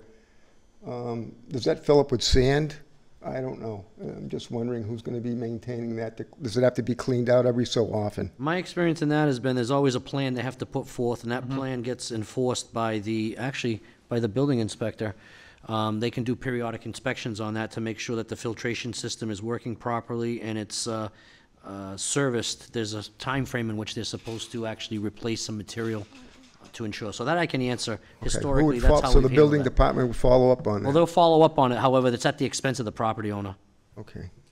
It's one of the requirements. It's a condition that's placed upon them. Okay, then I was wondering, that middle lot, I don't think the building was demolished, the old Quaker Meeting House. I think they moved that out of there to another location. But I'm just wondering, anybody talking about the cemetery that's there? Is that something anybody checked into? I know I think it's prior to 1850, they didn't use stones. I don't know if there's, but they usually put their family members in the cemetery next to the meeting house. That's the first time I'm hearing of that. But Yeah. And that's my questions and all right, comments. we'll address those. Oh, one more, just, I'm really concerned about the aquifer protection, because I know if you get that, we all get that report, water quality report. If you monitor that, or if you read that, compare previous years, the sodium levels in the drinking water of town have been going up, and it's usually after they salt the roads and all that kind of stuff, runoff. So I don't know, with the map doesn't show it, but I know there's a brook that runs down from almost Slocum Road, runs down parallel to Route 6, and it goes into the Pascomanskett. I don't know if any of this water would end up in that brook or in the Paskey, which half the town wells are located in the Pascomanskett area, river area. That's it. Thank you. Thank you. I'm going to call upon the petitioner or their representative. Let's start with number one, with the existing impervious surface. I understand that we count gravel as being impervious, but I'll let you elaborate on that. All I can tell you is that the percentage, I think it was 21.3, I think it was provided to me by the engineer, and that would be just the structures alone, the two structures alone on the property, because again, they don't have infiltration systems, but maybe Nicole can. So the area with the Help You Sell building, it's not, the area on the side is not completely impervious pavers because there's concrete over a portion of it. So that was counted as impervious. And the gravel drive up to the residence, because that is all compacted and will not infiltrate water. So that was considered impervious as well. So the gravel, the walkway that's been cemented over, or there's some driveway. The driveway that's got some. Yeah, the driveway and part of the And the buildings themselves. Correct. That's how you get to the roughly 22%. Now, this light pole that he's referring to in the southeast corner, I don't know how much relevance that has with us. That's usually with Eversource, but. No idea. No idea. All right. And I guess this goes to the traffic consultant. The school buses. Was that taken into consideration at the peak hours or during a period of time in which school's letting out and making the determination? Yeah, so any buses that did travel through the intersection during those time periods that we counted, that 7 to 9 in the morning, so likely there were school buses driving through at that time period. 4 to 6 in the afternoon, probably not any buses unless they were sports related. And then Saturday midday, again, probably not any buses during that time period. But if any buses did go through, we would count those, and those would include both school and like city buses, public transportation buses as well, that would be accounted for in the study. Was that only on Route 6 that they were being accounted for, or also on Tucker Road? On Tucker Road as well, yeah, they would be The entire counted anywhere intersection. they went through the study area. So the Dunkin' Donuts driveway, our side driveway intersection with Tucker Road, and then Tucker Road, Champion Terrace, Route 6 as well. The first speaker that came up also mentioned about the fact that there really wasn't any mentioning about the traffic that goes on to the east of this intersection and how that impacts the congestion at this intersection. So how much relevance does that actually have, and how much did you actually, of that information utilize? So, yeah, I actually kind of had a question about that comment. So I wasn't sure if they were talking about, did we anticipate our own site traffic going to and from other areas, or were we only considering site traffic along Tucker Road, or were they talking about traffic backups along Route 6? I wasn't sure what the question was there, so. Well, I guess it's probably twofold. How much would it impact traffic backups on the east side of Route 6 heading west? Traffic that's heading west on Route 6, and also with the additional traffic that the project would bring onto it, how that would be impacted as well. Sure. So even though this map that you see up here only shows the area right in front of our site, we did study that intersection as a whole. And when we looked at that intersection as a whole at Tucker Road, Champion Terrace, and Route 6, the queues there did not increase by more than 2 vehicles on any approach to that intersection. So that would include east and west of the intersection. Within a 1 hour span? Correct. During any of those 3 time periods that we looked at, our site-generated traffic didn't increase queues by more than 2 vehicles on any approach. And when you say every approach, every cycle in which there's a stoplight, cars stop, and then before it turns green, you have 2 additional cars at each lane? In any lane. So in some cases, we didn't change the queues at all, where we wouldn't be increasing traffic. So for example, if you're traveling, like if you're traveling eastbound straight through the intersection, we're not really increasing the traffic volume in that direction because our traffic would turn right into our site, for example. But yeah, through any movement, it is 2 vehicles or less. So in some cases, we don't really change the queue at all. In some cases, it increases by 1 vehicle, others 2. But as it is now, without this traffic, and I don't know this, but I would have to, and I think it's safe to say that Fons Corner Road and Route 6 is one of the busiest intersections in our town, if not the busiest. Second busiest. Right, but it's one of the busiest. Right now, there's actually, when there's a stop, the queue actually already backs up into that intersection, the other intersection, right now. Right. By how many?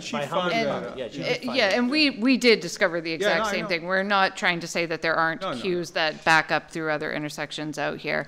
But what we're finding is that with the additional traffic from this development, it won't extend more than 2 additional vehicles. I agree. I know most of your traffic is pass-by traffic. I understand traffic, but most people in this room probably don't understand traffic, not because they're not into different professions, and sometimes it's hard to convince people that's why that peer review is going to be crucial, because, I mean, if I have a consultant, a professional saying, yes, I agree with you, I would leave it up to the consultants, because I'm on the other side most of the time. It's same with stormwater. They're going to tell you, oh, their cellar's going to flood tomorrow because of this, and whatever you do, you're not, I mean, it's a concern, and we have to address it. So that's why I think traffic is important. And in this case, I think traffic is the most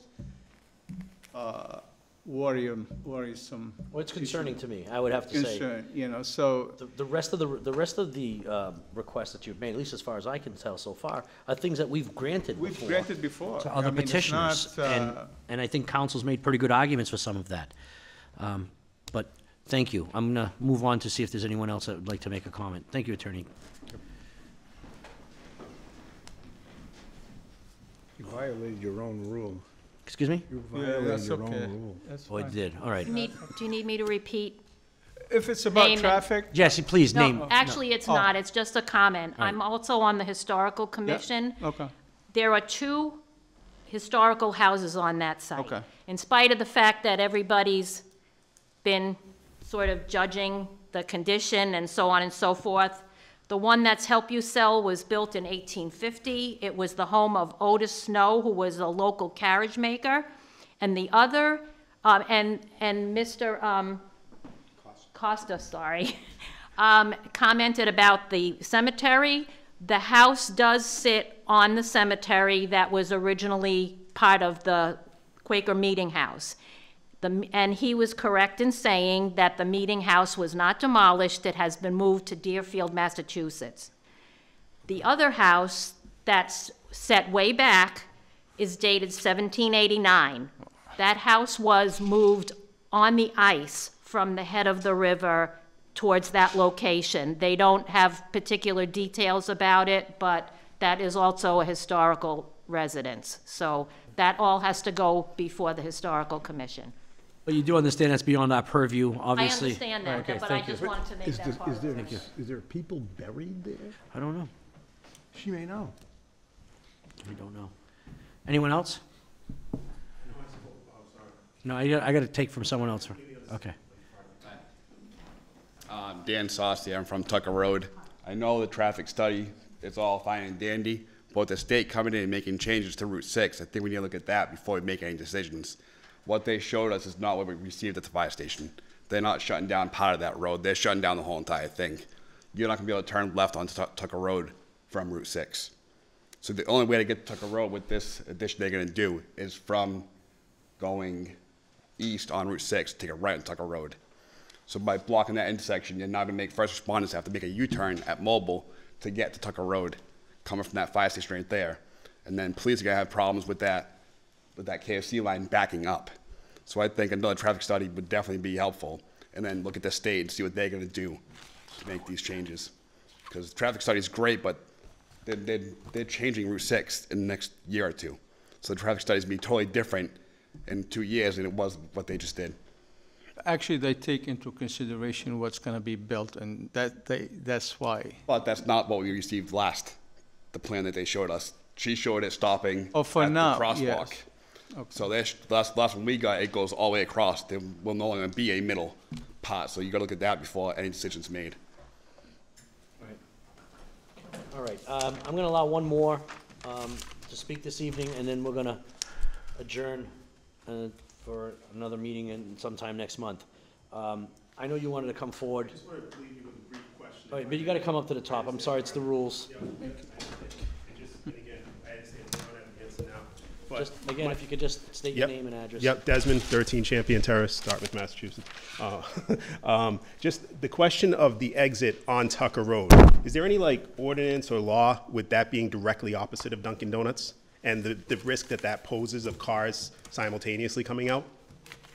It appears that they're directly across from each other. We only got an opinion from the chief of police. Yeah. We also have a traffic officer for the town. I believe it's Mr. Vieira. Yeah. We haven't heard from him. We probably should write off to him and see if he's got any comments about that. Obviously, we have the ability, if we grant this, to place restrictions that there be no turning left or no turning right, whatever we feel would be best and most appropriate to protect or minimize whatever type of traffic impact this would have either on Tucker Road or Route 6. But obviously it seems obvious that it's gonna help somewhat in one respect, but we may be creating another problem by saying you can't turn left when you're coming out of the restaurant onto Tucker Road. I'm not an expert in that area.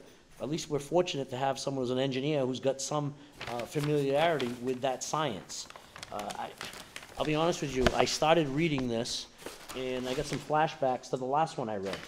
So I am gonna read it all. I haven't read it all, but I promise I will read the whole thing. Now, the problem is some of the terminology they use, something as simple as a queue.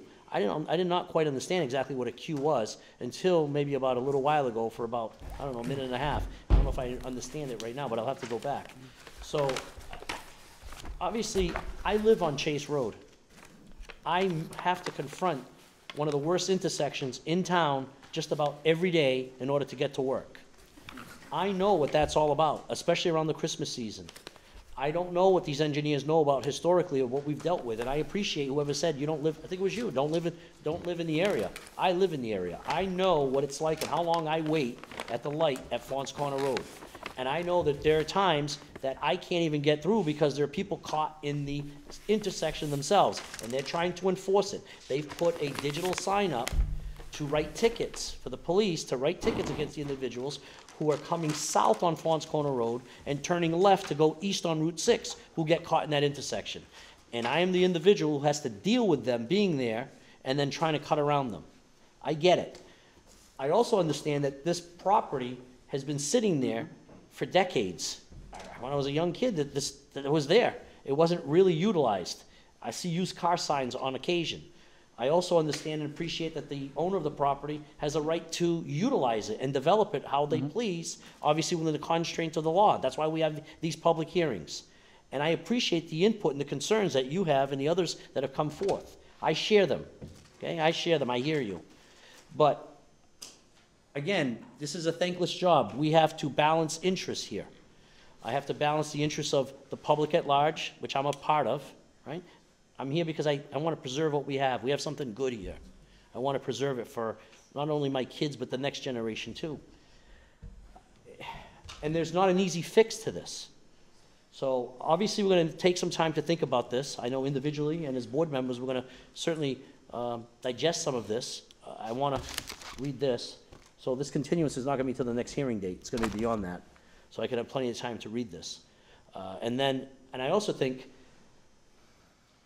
with all due respect to the petitioner, that they've provided and they've gone beyond what they normally do when they come before boards, and having done a traffic study and having done a stormwater management plan to come before us. But it's someone they hired. So there's always suspicions as to, with all due respect, there's always suspicions from individuals as to the, what perspective that particular opinion is coming from. And that's why there's independent peer reviews. And I understand on their side that that's going to cost them some significant money if they're going to do that. But I think that, quite frankly, as a board, that's the only way I could feel comfortable in knowing that we have an independent professional who's going to be looking out for the interests of the town and this board and providing us maybe a critique of this report. And quite frankly, they could come back and say, well, there's certain things here that are not correct. But they may also come back and say, everything here is accurate. And we think that they're right, that it only has 2 additional cars per queue. And now we have to determine if 2 additional cars per queue is acceptable given the current status of that intersection. That's what we have to do. So I said a lot in a short period of time. Appreciate it. I'm just going to do this. We're going to adjourn for this evening. We're going to continue this matter. I invite you all, if you want to come back again, so you can express your opinions. Maybe at that point in time, maybe they will have agreed to, on their own, engage or at least agree to pay, because we can't pay for it. I don't have the money for it. And if they're willing to do that, at least there will be the ability. I don't even know which individual we'd go to and who we'd hire. I'd probably have to defer to maybe 2 or 3 individuals that maybe Mr. Halim Shuba would provide us.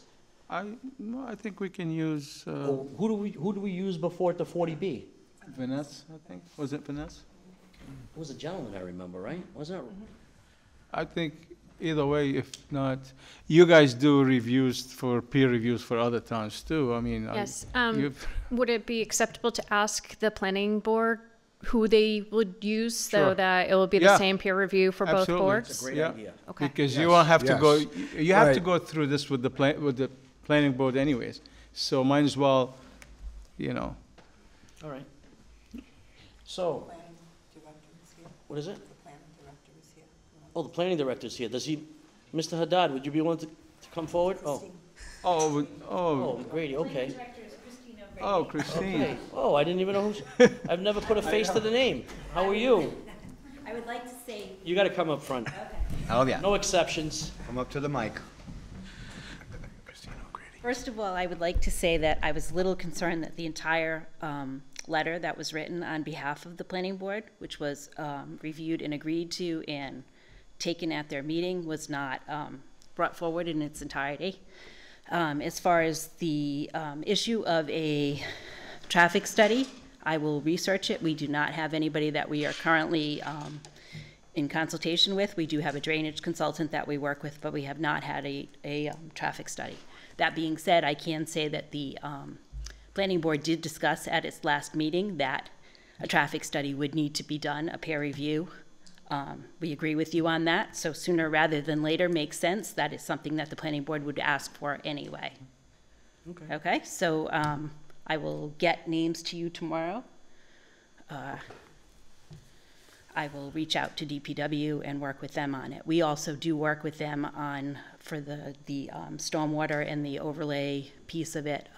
They do the stormwater review on behalf of the planning board as part of the technical review process, along with every other reviewing department in the town. We bring them all together, which we had brought together to look at the conceptual plan for the KFC initially. So a lot of the comments that came that they had spoken and have addressed are a result of that. Okay? Yes. Thank you. With regard to the letter that wasn't read in its entirety, the only portion of it that I failed to read was the portion that had to do with the standards that need to be met with a variance.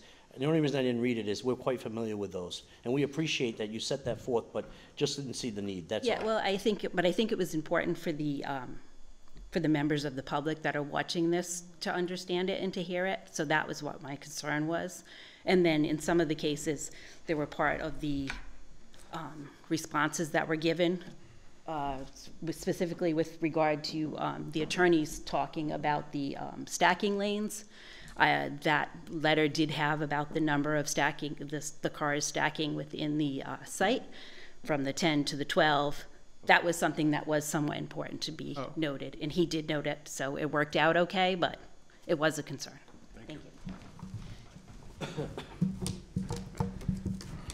All righty, so at this point in time, a motion to adjourn? Let's start. Manning. If you could have Michelle notify me of the names, if I take it. We didn't get a name, but. Right, I'm taking that you're going to be. Well, maybe. Well, we used, who did we use for Vanessa? Was that stormwater or was that the actual Not traffic? VHB, Vanessa Hagan, you know. Okay. Do you have any objection? I wouldn't have any objection, but I was just, when you said Vanessa, I didn't know if it was VHB, because. No, it's not, because. Mass DOT's, Plan, FDR, so okay, might yeah. have a conflict, but yeah. Well, procedure-wise, because the last time I was involved in peer review, I was sitting where you were. Is someone from the board going to contact them and No, I think, Michelle would be contacting. she'll contact them to request a peer review? They'll send That's what a I'm saying. proposal probably, just so you know more or less what. Well, obviously, we gotta find out how much it costs first, right, and give you the Oh, opportunity. yeah, I'd like an idea, and if, what you can do And, is if Michelle contacts them, then she can give them my contact information, and they can get back to me. You might want to consult with Christine too, just so you're on the same. Yeah, right. We don't care who. I mean, we just need to find somebody to do a peer review. And now everybody's busy too, you know. But Vanessa worked with the town before, so that's why I'm suggesting. When's that Vanessa now. He did the 40. Yeah, I mean, I have no preference. So. Huh? The 13th of May. Better put it to May. Yeah, I mean, this is gonna take a while. Yeah, I was just discussing with, that it'd probably be appropriate for a month, at least, because we gotta retain someone's services, conduct the peer review. May 11th? Would be May 11th. Best a motion. Attorney Maderas. With the understanding that they're gonna continue? Well, Mr. Chair, if I may, we could put May 11th, but if I notify your clerk maybe a week before that the study is not going to be completed, Right, we'll let rather you than know. wasting everyone's time, and I'd request maybe a 2-week continuance, something like Even if that. it's a couple days before, we'll Okay. accommodate you. All right, thank you. I would like to recuse again, I please. apologize, I was supposed to set No this out at the problem. beginning of the hearing. But you would. Dr. Agai is recusing himself for any input in this hearing. Thank you. You're welcome, Doctor, sorry. But we would want to give you time to look at the comments too. So, yeah, so, I mean, We'll work with them. We probably will have enough time, and if we don't. if not, all you have to do, Attorney Manning, is just send a quick email and, you know. Or letter, just send us a letter, we'll act just on the letter, so you don't have to come in. Thank you. So we're, May 11th for now? May 11th, Okay. on the condition that they agree to continue the matter. Yeah, I think Yeah, they it's, did. I know. Always, yes. Yes. Yes. Okay, make a motion that we continue the ZBA meeting for cases, I don't have the cases here. It's 2022. I make a motion that cases, special permit number 2022-2 and 2022-3 for variance be continued to May 11th, 2022. Okay. Second. All in favor? Aye. Aye. Ayes have it. All right, now we Motion need a to motion to adjourn. I make a motion that we adjourn. Second. All in favor? Aye. Aye. Aye.